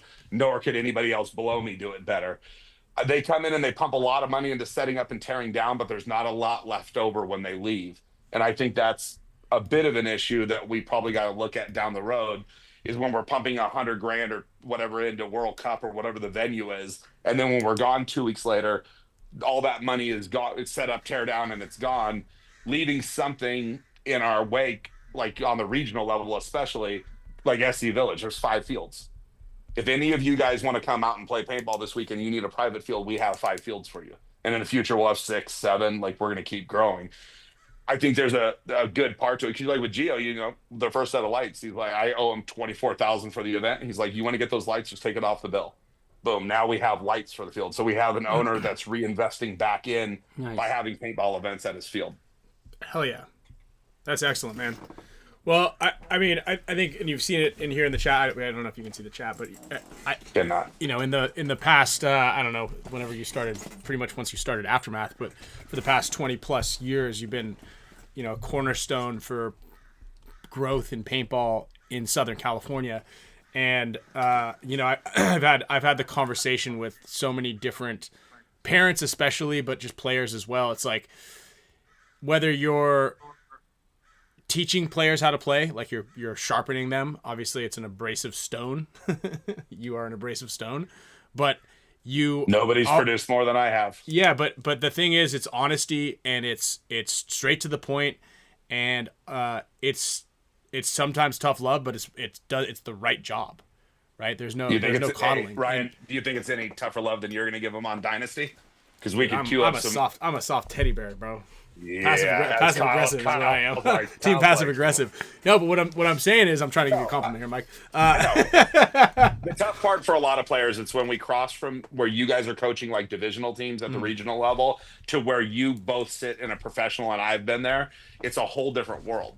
But the truth is, a lot of the guys, both of us, all of us coach, believe that they're going to be there like we've all been at the top level. And there's a really big step to get to there. And it's not just like, I think once you cross over D3 these days, it's not just about having fun. It's about really sharpening your craft, right? And everybody sees Ryan and Kyle and Mouse, Marcelo, Tyler, everybody out there that people know publicly, but they don't see the other side of you guys, right? And I've seen that side of you guys because I've been in the foxhole with you guys, right? It's very competitive. It's very cutthroat. And when we are all out in public, or maybe you guys more than me, you guys are really nice guys. But when we get into pro paintball mode, it's a whole different thing, right? And there's guys, I know Kyle's probably got guys in his camp, TJ Bastards, that think we're ready to play at that level. And it's like, no, you're not. Like, there is such a big, so for sure, I have always been very abrasive, and you can use a lot of other words with it too, but it's always been very honest. Like, look at Joe Barrett. You think Joe Barrett's producing for you guys without coming through my camp? Yeah. No, I'm with you, man. And just to point on it, like, the WCPPL is the second largest paintball in the world. Yeah, in the world, you know, event series. And then now you have the one down in Texas. It's like, you just love the pain. You just love the pain. Oh, Chili Borad's in the house again. Our thing with that was, like, with Tracy and myself, my wife, it's like, if you're going to do something, and it's not a full-time job because we have other businesses, like, you know, but if you're going to do something like bunkers, right? You buy a set of bunkers, they're $6,000. At the end of the year, you're probably going to need new bunkers. So you're going to try to use them as many times as possible. Running 4 in California doesn't make as much sense as 4 in California and 4 in Texas, right? And next year we'll go to a new region. So for us, it's maximizing, like, if we have staff members, Ryan Polito, our social media guy, and, you know, Andrew Harris, that also does a lot of work with us. we want to maximize the time. If we're paying people for a full-time job, we want to make sure we pack that full time. So that's kind of our focus right now, right? And we don't see, it's funny, right? Because people always compare us with Tom. I don't ever want to be Tom, right? Like next year, yeah, we may have an open division at one event here, one event there. But I think regional paintball in all regions has to be really healthy to help feed up to the NXL. Because look at Texas. Beefy Boys win our Division 3 last year. They go D2 NXL. The money they got from us probably paid all their entry fees into that league. So we want to help teams move up, right? It's good for us. When our top team that's kicking everybody's ass gets out of the way, it opens it up the next season. Oh, for sure. Somebody's got a chance. It's not like, well, Dynasty's back again. Mm-hmm. You know what I mean? Or whoever it is that's winning. There's room for growth when you move those top teams up. So that's kind of our vision of the future, is just to keep doing regional paintball at the best level we can. Mm-hmm. And as many as we can. Yeah, for sure. So we actually have David Ramirez is coming on too. Oh Lord. So I'm gonna let it. He just signed in. I'm gonna let him in here as well. You're welcome to stick around or jam, because I did want to. We did talk a little bit about the cheating thing, that we were trying to figure out a way to kind of like quell that. But he's in this in the side, and Dave Collision just won. He's been coaching.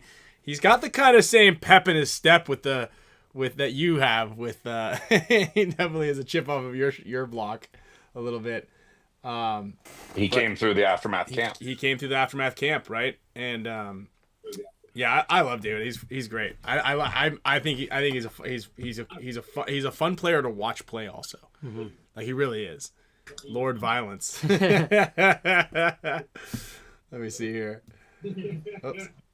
What up, David? What up? Hey, turn your phone sideways. It's a fucking iPad. Turn your iPad sideways. I thought David had like a Nokia 7710. Yeah. Oh, shit. Hey. Yeah. Sorry, I didn't identify that it was an iPad. There we go. All right, hell yeah. What up, dude? Dylan. Congrats. Cracking. Congrats on barely almost not beating us. Get the fuck out of here. We kicked your ass. What are you talking about? Dude, barely. What was the score of your guys' game? 4-2. We lost 4-2, but like we lost the 4. Relax. Hey, this fucker. It was like 3-2, I think it was. We got one guy left or something. Or no, it was 4-2, and we're like, the time was like 15 seconds. He's like, "Yo, you gonna blow the horn? You want another point?" I love it. Like 15 seconds. I was like, "Nah, you guys can have this one." No, it's actually a nice little rivalry that the guys have, right? Because we played you guys last time, and your guys are good, man. I love the fact that you have the D3 line, D3, the Premier, and then obviously the Pro line, and then you guys have Papa Hinman at the top. We got a D4 line too. You have a D4 line also? D4. Okay. D4 line was looking good too. You saw what happened. Yeah. I was telling Ryan about that too. Oh yeah. 20 balls a second. Yeah, and I was saying I did that once, so I don't feel too bad about it. I think Mike, you were on the team. I was standing between the two fields when the guy on the D4 team, and again, I'm listening, and it's like, man, either that's two guns or that's one gun. And one of my refs, Josh Edwards, comes running down the sideline to get the guy's gun, and he like shoots a couple into the ground, and it just goes, just crazy mode. And everybody's looking at me, and David's guy, or the D4 guy, was like, "What does that mean? It's not my fault." And it's like, dude, you're 10 and a half, 11, 12 and a half. It kind of sounds a little fast. He had it on PSP mode 12.5 after we looked at his gun. But wasn't it something like the default was set to 20 balls a second? It was, but at the same time, when I checked it again, it was on PSP mode 12.5. And then the guy said something like, "Well, that's the mode it's been on since I bought it back in December." And you're like, "Nah, dude." That thing was like...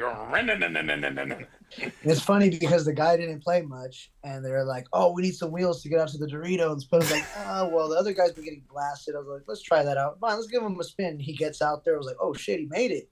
oh shit, he's getting down the field. And then I see the ref running with the gun. And I was like, oh God, I already know where this is going. Oh, man. I had Rodney and play on my every D4 line last year, and Rodney had his gun in PSP mode. And he got... I might, as soon as I hear that, I might just towel it. Like, I'm not getting that. Yeah, but the refs already knew he was cooked. Yeah, as soon as you pull the trigger, it's like, whoa. Yeah. I mean, it happened to Yoshi, a guy in Yoshi's team, too. Yoshi was testing his gun. Yeah, he was using Yoshi's gun. It was Yoshi's gun, so Yoshi was testing the gun for 15 balls a second for that Utah event next weekend at the shop, and then he just put it in his bag and brought it down, and he's like, he gave it to the guy and was like, yo, just go shoot the gun, make sure everything's working before you in the paint shoots good. The dude went out and shot it, and Yoshi's like, is it good? And Yoshi didn't even think about it, and he's like, dude, shoots sick. It's fast. And I went out there, it was 15. Hi. That's what it sounds like when you shoot it too. Hey. It was like, I was just going down the Dorito side. Of course he was. Yeah, of course he was. He had a Uzi with a switch. It doesn't work. So, David, you coach. Do you coach all of the lines now? I try to when I can, but I primarily coach the Premier line. I Uh-huh. go and help the D4 line and the D3 line somewhat. More the D4. The D3 kind of like they do their own thing, and they played pretty damn well this weekend. Mhm. But I go and try to help when I can, but I concentrate on the Premier line. And does your son play on any of those lines? He plays on the Premier line. On the Premier line?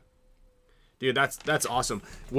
So tell me a little bit about the violence line and kind of your push into all of these divisions and like kind of the camp that you grew and what's your kind of game plan on all of that?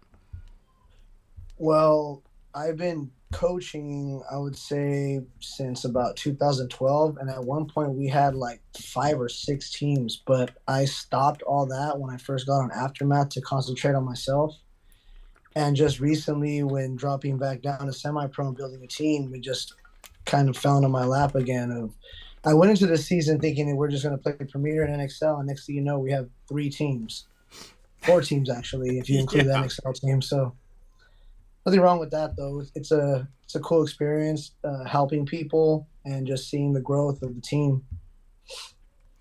And then with the violence line, you got what's your kind of game plan with that? You just have kind of co-branded stuff, and you're dropping new products all the time, and just kind of growing that brand? Rolling with the punches. Like I never thought I was gonna have a paintball company. It was just like it just all started in like 2016. I was playing like D2 and NXL, and I happened to shoot some guy in the neck a few times, and next thing you know, the buzzer goes off, and they're like, what happened? They're like, oh, penalty on you. It was like, for what?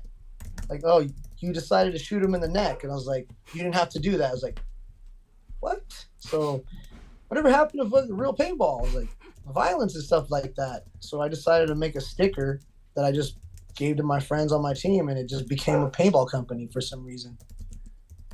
I'm a sticker. So But let me also clarify, when he said he shot him in the neck, he's talking about with a paintball gun.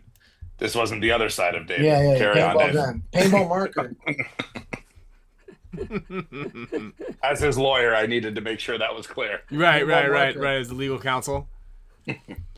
So, and the brand, you guys, what's your kind of goal on like what are you guys dropping? The straps went Yeah, the straps gangbuster, are good, right? Yeah, the straps sold out. I made. Those look sick, actually. They The do look two-tone, those are like really good. 240 of them or something of that nature. I brought some out for Friday and Saturday, completely sold out. Then we did a drop on Sunday of the remaining straps, and they sold out in 35 seconds. Yeah, the color looked really good on those. Yeah, really, really vibrant. Like, so those are sold out, and those are the wovens. Yeah, those are really good. Yeah, I actually got a Flex 8 coming out.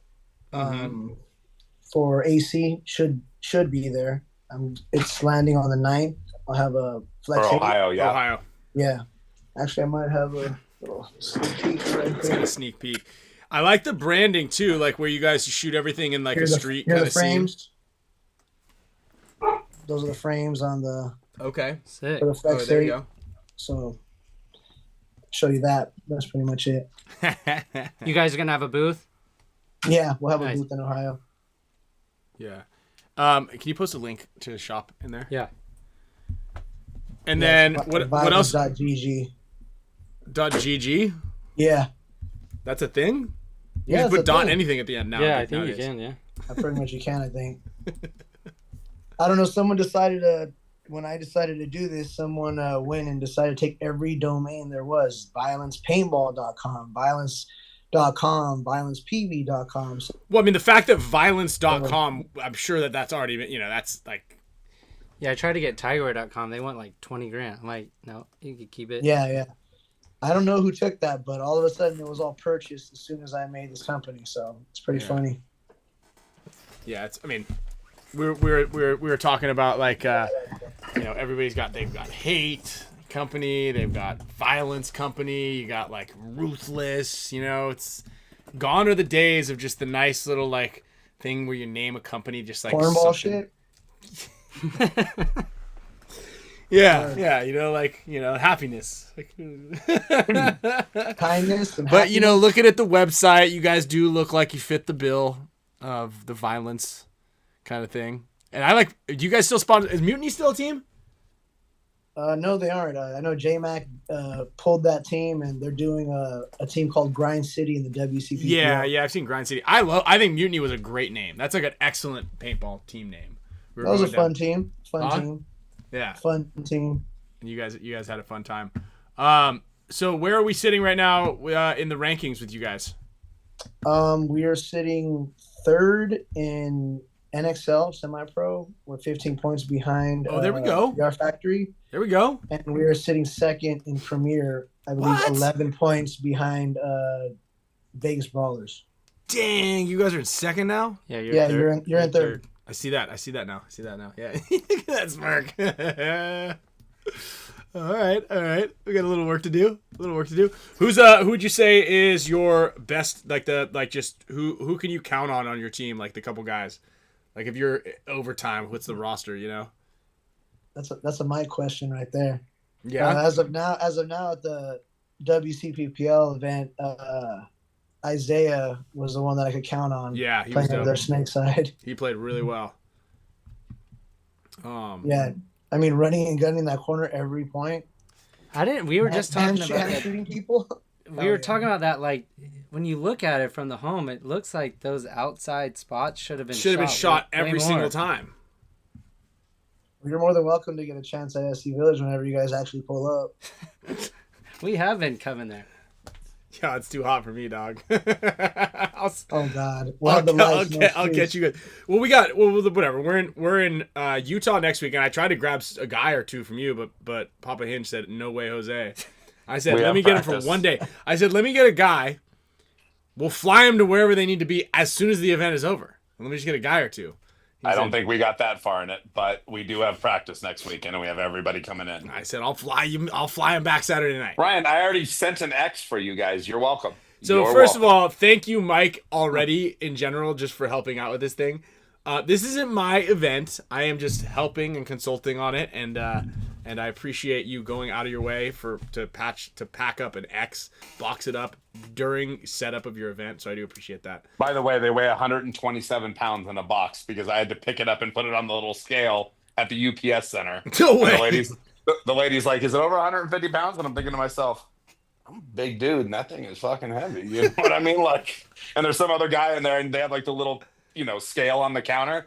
And I'm like, "Do you have one back there, like that we can put it on?" She's like, "No, put it on this one." And I'm like, "Yeah, there's no way I'm picking that thing up that high by myself." You know what I mean? Yeah. So we put it. It's kind of like your luggage, right? Where you're like, "Fuck, hope it's under 50. Hope it's under 50." And they put it on, and the lady's like looking down there, and she's like, 127 pounds. Damn. Actually got the notice that it arrived in Utah today. Oh, sweet. Yeah, I think I got a text message about it. No, but that'll be cool. But what I was saying is we got Utah this weekend. We're in San Antonio the next weekend. Then we're in Ohio. Then I'll be in St. Louis for a clinic. And then I think it's July 4th at that point. As soon as that's over, I'm going to Ion. Right after Ion, Invasion of Normandy. Then it's one weekend of practice and then summer camp and then next event. Like, we're cranking. Dun, dun, dun. I accidentally pulled up my American Airlines flight thing with Camille sitting next to me the other day. She looked over and she's like, "What are those?" I'm like, "Oh, these are all my flights. Never mind. Don't worry about it." Yeah. She's like, "You better get some for some of the kids to go with you." So let's talk about this real quick. So just so you guys can kind of jam, and Mike, you can enjoy the Medieval Times event at the Excalibur tonight. Oh hell yeah! Tickets for that, sick dude. Chicken legs with Pepsis, the whole deal. So if you're gonna have the lights up, kind of tentatively sometime in like this summer, and then you guys are out there. Is if someone wants to like kind of jump into this collision violence squad and wants to kind of show up, are you kind of taking like players that kind of want to roll up in the D4? Or is the line set? Because I mean, it sounds to me like you're like, I wasn't really planning on having this many teams, but now that I got them, and I know that Mike's always like, come on out, you know. So once Ryan sends me teams out, we can go into that later. Lay up, dude, behind the back. Well, we're having a D4 tryout the weekend after Ohio, and that's based on that 12.5 gun. So. Oh no, you getting rid of that guy? No, but I need to bring some people in to light fire under their ass so they could see what the fuck it is. Yeah, you know, getting complacency will definitely kill teams. You definitely want to have a competitive roster. I know that you know because you play for Mike, so you got to light a fire, keep that fire under their ass for sure. Listen, I get the best out of my buddy Guillermo there. I mean, David. And David, you got like some sort of cinematic motion capture situation going on in your phone? No, that's like, the new camera. Like does yours follows do that? you. Yeah. Dude, what? Yeah, he keeps moving around. Every time I look at the camera, it's like zooming in around him and stuff like that. Like he's got his personal. Do I need to fix that or what? Huh? You need to upgrade or do I need to fix that? I know you're good. I need to upgrade. I think is what It follows you. I need another earthquake in San Diego so I can get a new computer. Hey, Ryan, Kyle, what was your guys' outcome on the cheating thing? Oh yeah. So, we were talking about it. I mean, there definitely needs to be something that needs to be done. No one really kind of popped into there, but what do you think, real quick? Yeah. I mean, we were talking about too, what like the gross major thing that because someone gets a gross major, 3 others are pulled. Well, what happens if someone catches somebody wiping? I thought they were kind of suspended. That's a gross major, and they're suspended for the match, I believe. They can be, right? I believe there needs to be more of a penalty on it and maybe more of an emphasis on the difference between a major, which is eliminated and then eliminating another player or moving more bunkers down the field, causing the major, or a gross major, like Ryan brought up, where somebody wipes a hit or somebody gets a hit, tries to rub it off, tries to play with it, knows they're hit. I mean, there's my Texas league. I've got Verbal dropped a clip of one of the players out there getting hit in the wrist, asking the ref for a check, but not really showing the wrist, trying to tuck it, plays on with it. Oh, yeah, she went wild on that one. Uh-huh. And, I mean, it's not – my thing is this. I believe every player out there cheats. That is, as they call it, part of the game. But the crazy part to me over the last couple of months, really, like, taking a notice to it, I can cheat you or you can cheat me, doesn't matter. You and I, after the game, are shaking hands laughing about it. And while we're doing it, we're MFing the refs because they didn't do their job. And I just, like, my analogy I use that is somebody breaks into your house, steals everything, including the cat and the dog, and we're mad at the police about it. How about deal with the person that's cheating about it? And, like, Scrimfest, I literally listened to a guy right behind me and his buddies shaking hands like, yeah, I knew I shot you in the arm, like, joking it off. And then the dude's like, the MF and refs. And, like, every part of me want to turn around and be like, what the did you just say? Like, you're mad at the ref while this dude just cheated you? And I see it. It's all the time, you know? And, like, Kyle had a guy on one of his teams he coached wipe a hit. You know, Kyle believes the guy probably did. I'm thankful for that. But the problem becomes when the coaches believe the players' lies. Because, Ryan, you know, guys aren't going to come in and be like, hey, coach, I wiped that hit off and got caught. Let me run the next one. You know what I mean? They're always like, I didn't get hit. And they did get hit. You know what I mean? I mean, listen. It's a mercy 4, race to 4, whatever format it is you're playing. We're giving you this many points in case there is a bad call, right? Because back in the 7-man days, the 10-man days, one bad call could cost your game versus excessive or whatever it was. So then we came up with this best of format that we're all using, and it's mutated into mercy now. But that's what we're doing. If you need to beg for penalties that are, you know, you think the refs are screwing you, just when you get hit, the rule book says it is your job. There is no unobvious hit. When you are eliminated, get off the field. The end. If players actually did that, we would reduce 90% of the problems. I'm the first one. I had a friend of mine in Texas say, you're always going to stick up for your refs. That's not true. David's played in my league for a long time. I have fired refs right on the spot for being way over the top with it, right? This isn't a difference of opinion. You're just being an ass to my customers, the players, and I'll fire you right on the spot for it. There's a reason we put numbers on every jersey. You guys have both, Ryan and Kyle, can come to me and be like, hey, man, that field over there, ref number whatever, got an issue. All of a sudden, I start getting a lot of complaints on that same ref. He's going to be picking up trash the next day. I mean, we actually switched out a head ref, unfortunately, on one of our fields because he was just being too abrasive to people. And we are very accountable in it. I'm not going to look at anybody that's played my league and say, there's no way you didn't get a bad call. That very well could happen all the time. I think any of the refs are out to get people? Absolutely not. The amount of paint being shot in the air and this, to be able to like stage what's happening, not even you guys as coaches, you give them a game plan, go here, here, here, and here. And by the end of it, you're like, how did we get there? Because that is not the game plan I just drew out. That's within the 5-on-5 thing. But like people really believe the refs are out to get them. And until like I think the cheating thing is addressed and the penalty is so severe that when you get shot, you're just like, I'm just coming off the field. It's not worth it. It's two bodies right now, most of the time. Most guys are willing to go and the juice is worth the squeeze. And I don't, after sitting there, I ran 2 events on each league. I mean, what have I seen? 500, 400 teams play. The amount of like crybaby stuff, it just never in all of our existence together, me and you, Ryan, as players together, as your coach, never did we go after the refs like this. Like we could say, yeah, it's a bad call, whatever. But like, it's crazy, man. Like I had a guy in Texas stare me square in the eyes and say, you've been effing me all day. Like, all right, dude. I was there. Yeah, I wish that people were a little bit more accountable, right? Like you said, I have mad respect for is Rainey. Rainey cheats you. He's like, yeah, I did. Yeah. Like, what I hate is when people who cheated. I like doing that. And got caught cheating and then like double down on it and yell at the refs. Like, it's just... Totally. Just humiliating, like just be like, yeah, fuck, okay, that sucks. I was saying it's tough too, just when we're coaching, if a player tells us like, hey, I didn't do that, or like I wasn't. I know. We go argue. Yeah. And then it's like, and then they're like, no, this is what happened. Or the video comes out later. Yeah. And we don't release a lot of the video we have on people cheating. Dude, we could run a dirter highlight reel every event on just like the ridiculous cheating that goes on. And those same guys Sunday night, I'm in the car driving out here after the tournament. Monday, same players wearing me out.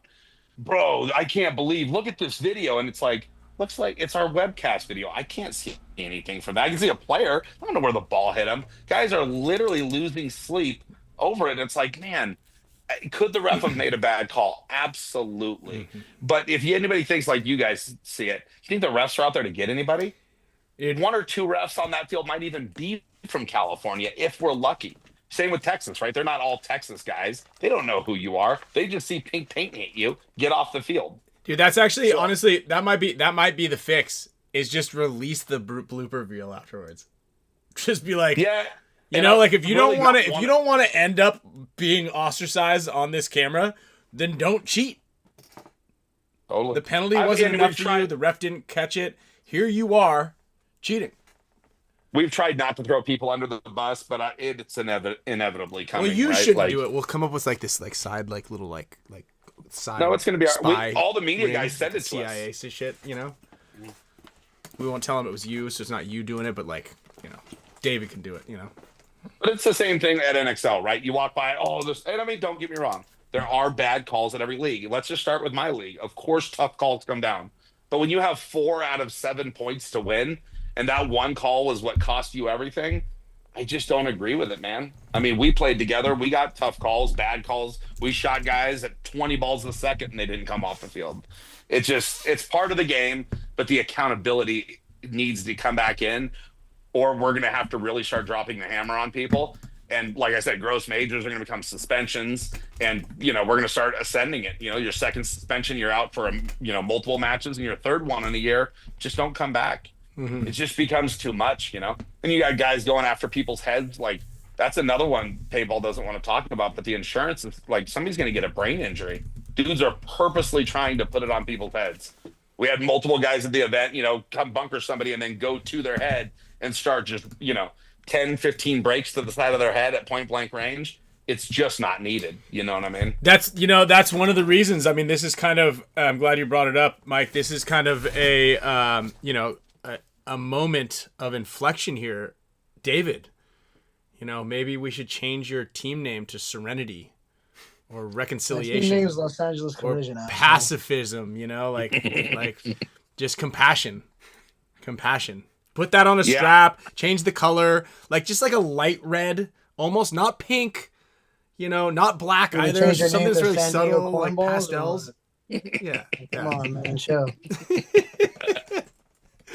And not collision too. I feel like collision is just a little too abrasive also and hard.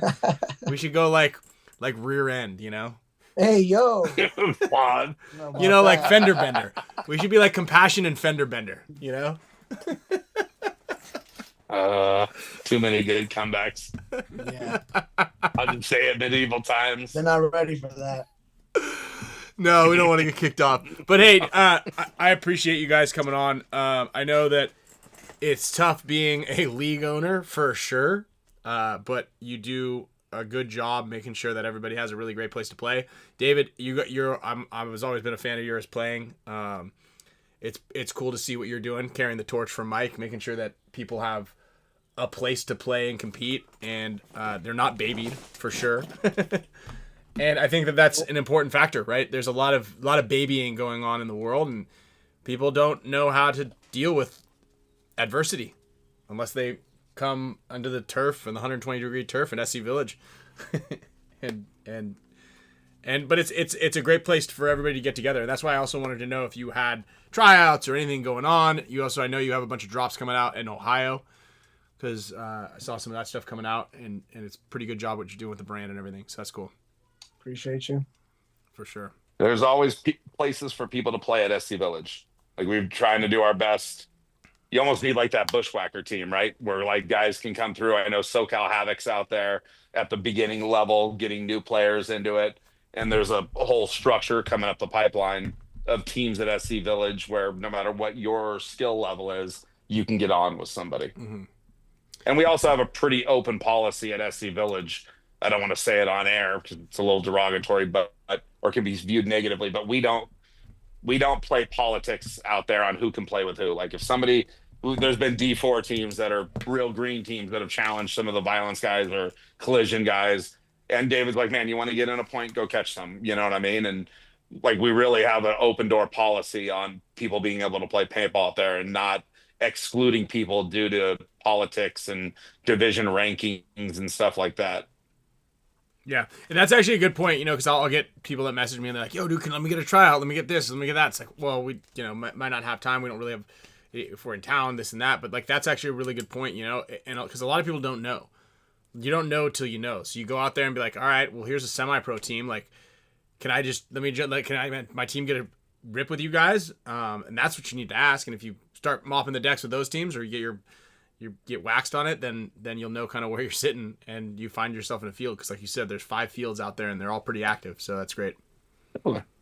Yeah, I mean, we try to be open to everybody. And like you said, even when all of us have come up through the ranks, there's always that young kid, or like Sicario's Rainey's team. There's a lot of good kids on that team, right? Like, there really is that are coming up through the ranks. And like you said, they come out and give us runs for our money. And if you're a young team, you want to come out and show us consistently that you show up every Sunday, you guys are going to get spins up there. We really, even like my sordid history with the wild card guys and what happened with that, they play at SC Village. We played against them when you guys left the NXL practice. We played the wild card guys. They're a D3 NXL team. We gave them spins. We're always pretty open when possible to giving people spins. And I think everywhere, Fit does that too, right? Like, you go out there, the Beefy Boys, Shut Up, We're Trying, all of their local teams are out there working with their pro teams. And I think that has to happen, right? Like, same with Aftermath, right? Like, the guys out at ASG are working out with the local teams there, TJ Bastards, Bloodhawks, whoever. I think it's important that in these little ecosystems of the fields that people are working out together to be able to show, like, the D3, D4 guys, this is the speed you have to play at to be able to 'cause I always say this, everybody shoots Ryan or Kyle or Mouse or somebody one time in a big game or something. We're like, man, I'm that good. And you're like, no, not really. But anybody in paintball can shoot another guy. Come out and do it consistently with us and see the speed these guys really play at. Yeah. Oh yeah, there it is. Right on, guys. Well, Mike, let us know. Keep us posted on the new venue if it ever happens. And David, I'll see you in a couple weeks. Good And if luck it out does, there. we'll be at what was it? The Excalibur together. Dude, the Tournament of Kings, baby. Tournament of Kings. And we'll have our little Joker cow, our little midget cow. The court jester. The Black Knight always wins. All right, Appreciate guys. you guys. Thanks a lot, man. Congrats. Congrats, Later, David. boys. Thank you. Bye. Later. Later. All right. Shout out to those boys. Thank you guys very much. Yeah, that was cool. That was cool. Good one. So I put this box right here. I'm gonna open this thing right now because I forgot to open one of these things. But you can go What's ahead. in there? Dude, we got the new Pro DNA cleats. I can go do what? I don't know, whatever you want. I'm done. I I'm thought done. you had something. All right, see you later. I thought you had something up there. You're like, we're gonna talk about on that thing. I thought you had pulled something up. On here? Well, then you kind of were like, and then I was like, I gotta pull this thing out. Oh, no. Yeah. So. Oh, I was wondering about those. Dude, let's go, dude. Here. Was it a collab with No, these are a just bigger the real, brand? These are just the real deal. Here you go. You can open those. Size 41, black. Let's check these out. Because you guys are sponsored by We're Pro DNA, yeah. We're also sponsored by New Balance too, but New Balance is like you guys can kind of wear whatever you want. It's up to you guys. So you guys So have so to they wear said these now? no. It's all the Pro DNA It's is a like nice if you guys cleat. want. These are sick actually. These Yeah. are really nice cleats. Because I talked to them like, would you mind wearing them? I was like, I know a lot of guys will. Yeah, long these as are they feel good? super nice. Those white ones are sweet. Yeah. I mean, the blacks are all me all day, I think. I don't know. Let's see what he sent.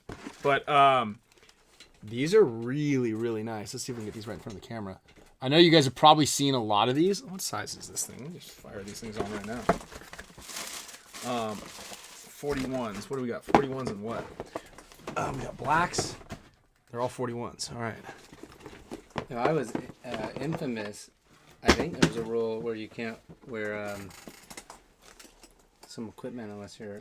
Oh, I know. So I I'd be know. like, Yeah, I'd be like, those guys have have to Nike. all wear- they have wear my Nike things. cleats on over there. Right as the match starts, which is in the rule book. it is. You gonna put those on right now? I'm just going to try them on. See, yeah, why not? Maybe tough. Really? Well, I mean, I don't that know. back part. You're gonna. There you go. I gotta put them on here. Those. I've got thick socks on. I just got a bunch of stance socks. We'll kick the desk over. Okay. That's cleats on in the You gotta office. show them like the side Yeah, of let them. me get both of them on real quick. Dude, those look nice. You These should are just nice. wear those for the rest of the night. I'm gonna. You gotta break them in. It's like Yeah. when you have a baseball. When you get a new baseball mitt. Yeah. You gotta sleep. You gotta sleep with your mitt on. They give you a ton of these, or you four? You got some for the whole team? Oh boy, Dang. these are fit perfect. Size 41. If anybody's ever trying to gift me some shoes, Dude, you look fast in those. I do, don't I? Okay. You definitely have to wear those inside. I'm gonna wear these things up and see Juke if Sloan when she I'm tries to gonna say, break her "Hey, ankles. You gotta jump on the trampoline with me. Or But I something." can't jump on the You trampoline now catch because me. I could it'll poke through. Yeah. These are really comfy. Now, I'm not a fan personally of really low tops, but all for sure. I don't know who these shoes are all for. Sent 3. What do we got here? And a shopping bag, cleat bag, dude. Let's go ahead and put the Nikes over there. These are comfy. I'm into these already. So yeah, I have the New Balance cleats still that I'm gonna wear this weekend, because I was kind of worried about break-in period. But these things, there's no like pressure points right now. Okay. And Michael, I'm working on it actually. I'm gonna send an email out tonight about that. Kind of seems like a running back football upper with like a soccer. Yeah. It's got this little sock thing right here.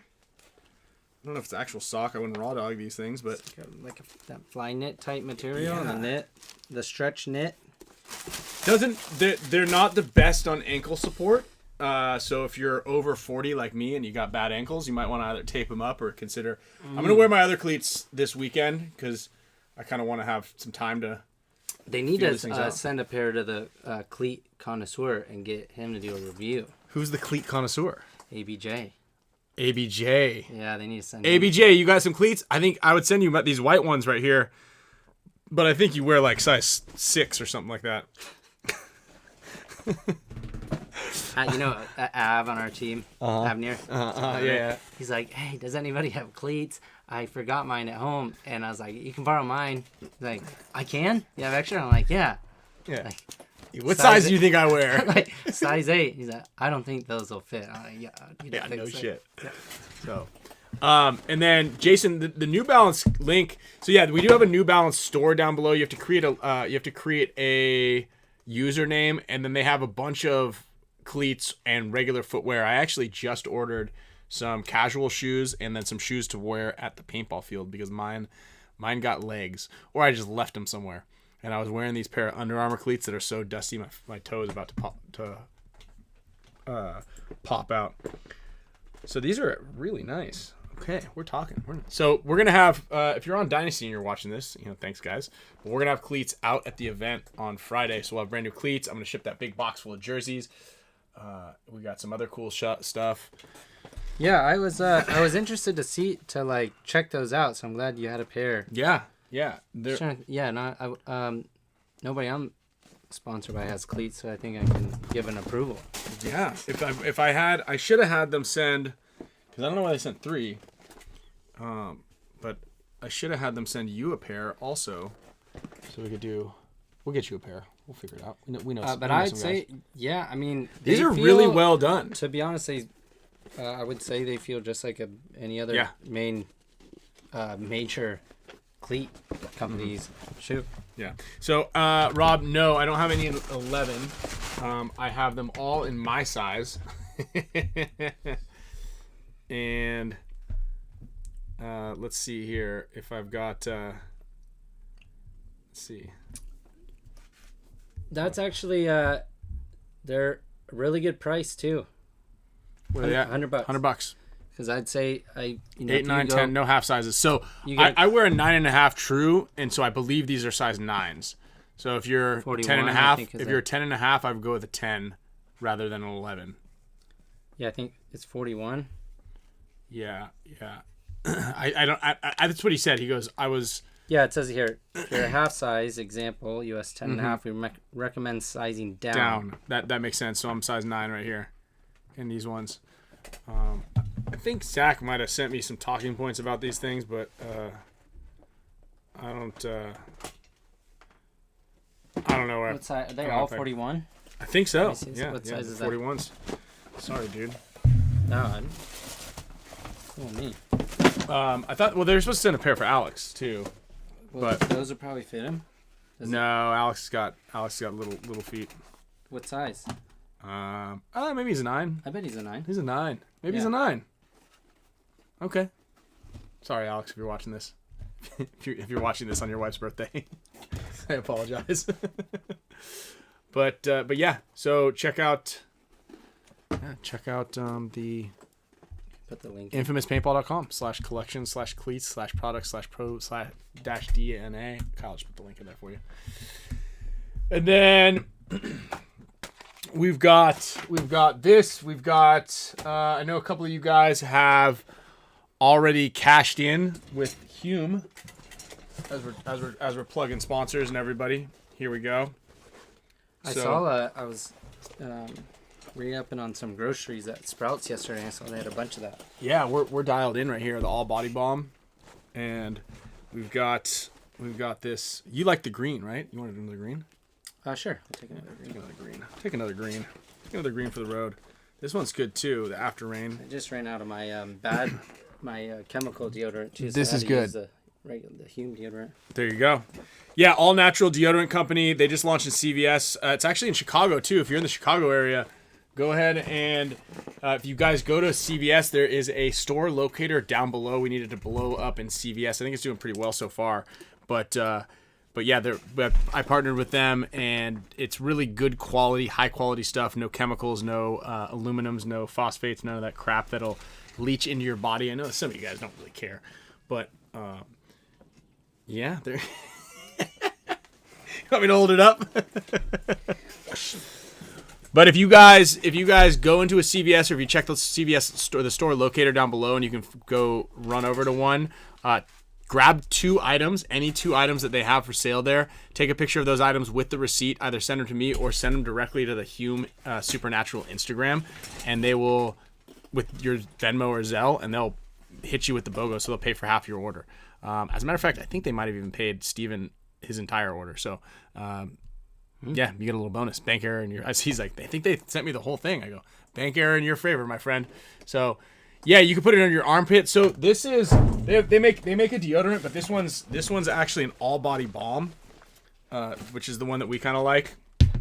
So you can put it anywhere. You can put it on your feet. Like, I'm wearing medium wool socks, so if I have to do any more than 1 hour in these socks, I'm putting a little bit of this balm on my feet for sure. Otherwise, your feet are gonna stink, straight up. Like, that's just. You can put this. You can wipe this in your armpits. You can put them on your anywhere that might develop like a slight odor to them, if you catch my drift. Wash your hands afterwards. But it's like a. I think you can put it on welts too, because it's a balm. Kyle described it. It's like a adult Play-Doh is the consistency, but it rubs in and it smells really good. Hey, whoa. Pop the top. That one's still good. I want to use this one. It smells really good. Yeah, I like it's really nice. It is really nice. So, yeah, if you guys see them, support them. They're brands that are branching out and hoping to support paintball a little bit more here. So, Hume Supernatural, check them out in CVS. You can get it at Sprouts and Whole Foods and places like that as well. But we're pushing the CVS March right now. So I think I have. Throw one of these things in the giveaway pile. I got some Coconut Coast comes to me everywhere. This one's good. So we'll give one of these Coconut Coast body balms out. Oh, yeah, I needed to get a certain one from you. Okay, I got you. Also, I've been ripping now. I'm 2.5 weeks, 2 weeks and 2 days now officially on the peptides. Oh yeah, how do you feel? I'm good. I feel good. I feel like I'm like a little bit more ripped. I was saying the other day, and I feel like I got some good energy. It's a little bit of the jalapeno lime, 60 milligrams that I had. But my pro peptides, Phil hooked it up. It's pretty good about also if you message them to figure out what combination. I'm actually going to take my shot here right after the show. So I'm doing the injectables. I know it's no big deal to you, but it takes a second. Did you hit that other spot? I put it in the cheek the other day. It's not bad. It wasn't as bad. Yeah. But still, just like getting over the idea of like, you got the needle there, and you're like, okay, this is not going to. I'm like, so I've when done I this was young, when I was young and I had the HH, it would go in this pen where the needle was hidden by like a sheath. Mm-hmm. So when you press the sheath onto your skin, you don't see the needle. So it's like a little bit more stabilized. Yeah, it's just this psychological barrier that you have to get through. Yeah. In order to like poke yourself. Maybe you could just get one that's. Well, I mean, he provides all the needles too. So I've got 40 needles. I think I'm down now to 25 of them because I'm on my final run of this month, my second half month. You hit up the home Alex. stretch. I think they give those away in San Francisco. I got a lot of them. And no, peptides and HGH are different. So human growth hormone is different from the different types of peptides if you read about them a little bit. So I did a lot of research on it, and it's been studied quite a bit lately. There's nothing on the FDA side that's approved. And there are some that have adverse effects, especially the ones that are mixed with copper. So if you have an adverse effect to copper, especially, they will they'll kind of produce something that maybe is some sort of allergic reaction. A lot of people have that. But I heard they might be getting rid of pennies, so that's good. You will have less copper. Less copper in our lives. Less copper in our lives. There's those socks, the copper socks. But anyway, there's a link down below. I think I'm cruising. Obviously, I have the tear in my shoulder. I've got this bum ankle. I'm 43. But there's a lot of other cool mixtures that they have in there. I've got the 157, the 500, the TB something 500, the Wolverine mix. and I think I'm going to order another one specifically. So there's a 10% off code down below. I think it's just Greenspan 10. Use that thing at checkout, and like I said, go ahead and message him and just see. Yeah. Hey, like this is what I'm thinking. This is what I'd like to achieve because Camille wants some. She's like, yeah. On your next order, maybe get me some too. All right, let's do it right after this. All right, let's do it right after this. We'll get on it. Yeah, and it helps with your joints. So there's different. I don't want to call them compounds, but it could be compounds. Different mixtures for different specific things. If you want to do fat loss and like muscle build, like that's a mixture. Yeah. You can do something that like specifically targets, like helps burn fat and then retain muscle. There's some that help with hair loss, skin elasticity. There's some that target specific regeneration factors. And there's a ton of stuff on there. So it's pretty cool, and you can do some research on it independently for yourself. And then there's the oral ones, right? So I see, and you're saying the oral gut health, but you want to take injectables, right? There's different ways. You want to get that stuff straight into the. So I read a little bit. I don't have a lot of fat in my arm right here, but I think like 1 out of every 5 I put in the back of my arm here because I got the shoulder thing. So I'm thinking like it's getting a little closer. Yeah. It's a shotgun effect, but I like it. Yeah, so you can get specific cocktails for whatever you want. It's pretty cool. So yeah, check out My Pro Peptides down below. Phil also plays paintball, so he kind of understands, and he's older as well, even though I think he looks like he's 25 because he's just got every single one of the cocktails in him. But he plays paintball, and he's had a lot of injuries, and one of the things that he did say to me is he's like, I wish that people would take a little bit more time and put more effort into the recovery process rather than be like, oh, my back hurts or something hurts. Like, let me just take some ibuprofen. Like, let me take some pills to alleviate this rather than possibly taking something that could have lasting benefits and actually fix the problem, right? So PT is another good example. Like, go to physical therapy, but obviously cost is prohibitive, so that's why there's a discount code there for paintball players. He helped in Jeff, started him a month ago, been on the field every week, nearly 49 years old, and still feeling great. I can say nearly 50 also. Yeah. Jeff, that was... He's almost 60 years old, he's still on the field. So yeah, so far so good. I'm going to keep updating everybody on how they go, and if I feel anything different, and let's get Kyle dialed in as well. And yeah, y'all talking about renaming pro hormones. They definitely work, but they're basically steroids. Basically. So yeah, they actually, if you have anything that you have to do a pee test for if you're a professional athlete, I believe that these things will not make your piss test hot. So it's, basically, but not. Yeah, same, but different, I think is a good way. It's like kind of like saying like a burger sandwich. A burger? Is it a sandwich?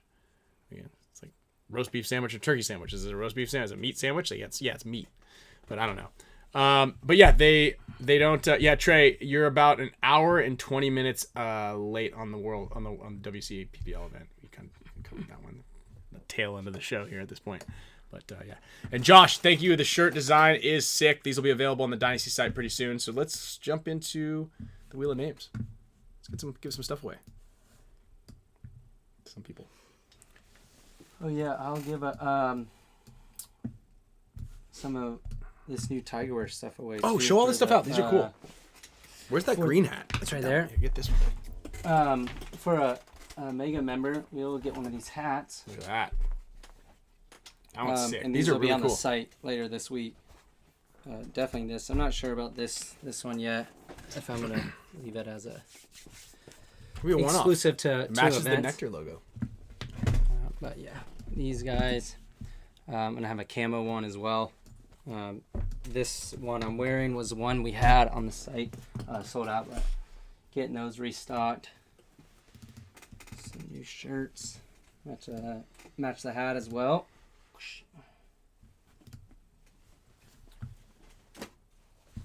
Okay, what we got here? Wheel of Names.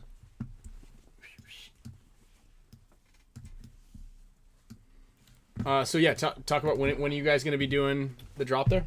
I have like a pre-sale summer drop that I'm working on, of some really epic stuff. But I'll probably put these hats on the website this week, within the next before Friday. There we go. And then, yeah, the pre-sale will probably be, maybe I'll do that, drop it next week, like Tuesday. I'll show you some of that stuff too after. It's pretty cool. You want to put some of it on here? It's just a little. Oh, Chris Sawtell. I don't know if I have it. I'll bring your prize out. So, Chris, you're coming this weekend, right? Are you still here? If you are, thank you. Thanks, man. Uh-oh. There we are. Where is the waffle? So I've got the waffles. Oh, you know what? Thanks for reminding me, actually. So I got the waffles. Let me go EP. I'll show you guys a little sneak peek of the what color do you guys want to see? You want to see the pewter one? We can't show you physically what they look like because this has been a great show. We don't want them to pull us down because that's what's going to happen. EP. All right, let's do one more rip right here with EP going for the win. And then we'll do a mega support status membership for some Hume. Mr. Pat P.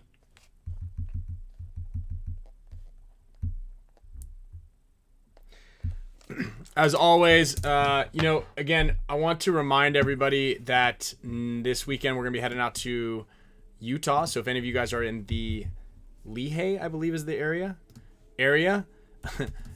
you guys should get tickets and come out to this thing. I don't know if anybody hit up Ryan Gray, but he comped 2 people's VIP tickets. Oh, dang. Yeah, so that was really cool of him. So he bought 2 VIP tickets and put them in there. So if you guys are in the area, obviously get a ticket to come out to the show. And if not, I put in the description. If you guys go to vendetpaintball.com, there are ways to buy the webcast. The webcast is $5. So I expect everybody here to buy the webcast because it's only $5. I think we quantified it. It's like instead of going to Starbucks and getting a cup of coffee, instead of like doing one beer over the weekend, is worth supporting something that's new, right? What day is it on? It's on Saturday morning, right? So we'll have the live X webcast. Factor, but maybe I'll see if. Yeah, maybe you guys take a little ask break. Jesse Stevens if he could bring out because he lives there, or just any tell of the X Factor guys Al. bring a TV. Yeah, but they got Set TVs it in the up. pits.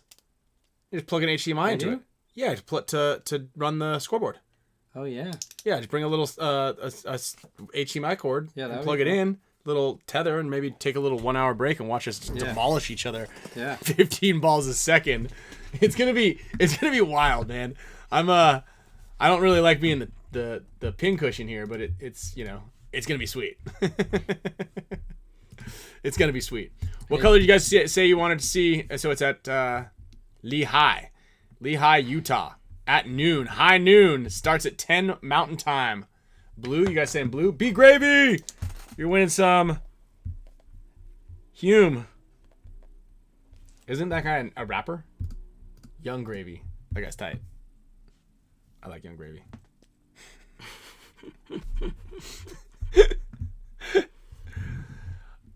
Yeah, but dude, Chris L, I am ready. I'm also, like I said, I'm on the Papa Sosh. I am on my Wolverine peptides right now, so I'll be 3 weeks in there, so I should be cruising at that point. And like I said, yeah, I'm gonna order another thing. There's a couple of them there. I think I saw some of the Tess Morellin one. There's a Tess mixed with D's on. You just won the hat. Is Mega member? Yeah. Want a Tiger Wear hat? Yep. Nice. There we go. Sent him a nice little care package, still being on there. So yeah, I'm on. I saw one the other day, and I think I was gonna get this. It's the Tess and something CJ something 1295. So that'd be cool. We'll look at it. We'll look at it right now. We'll talk to. We'll hit up Phil. Do that thing. Hey, Joel, I just updated 2 of these hats because I have a few at the house that I brought back from WCPPL. So I just put them back up on the website. I'll put the link in here. All right. We got any other announcements here? Any other cool things? I'm still got my cleats on. There we go. I Look at these Yeah, things. you gotta break those things in. You guys want to see what they sound like?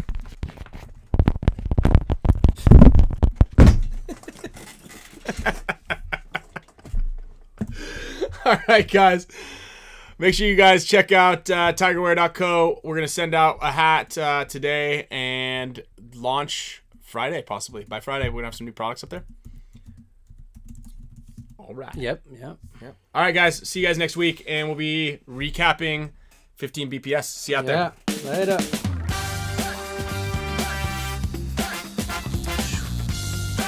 Here we go. Quick ASMR. Boom. Link for the feed. We Link got for the you. feed. We got you. We'll put the link to the feed up there for you guys so you can watch paintball for 1 hour, 15 balls a second. Or go to Starbucks. Or just go to Starbucks and, waste your life and your money. Starbucks costs more, I think, than that.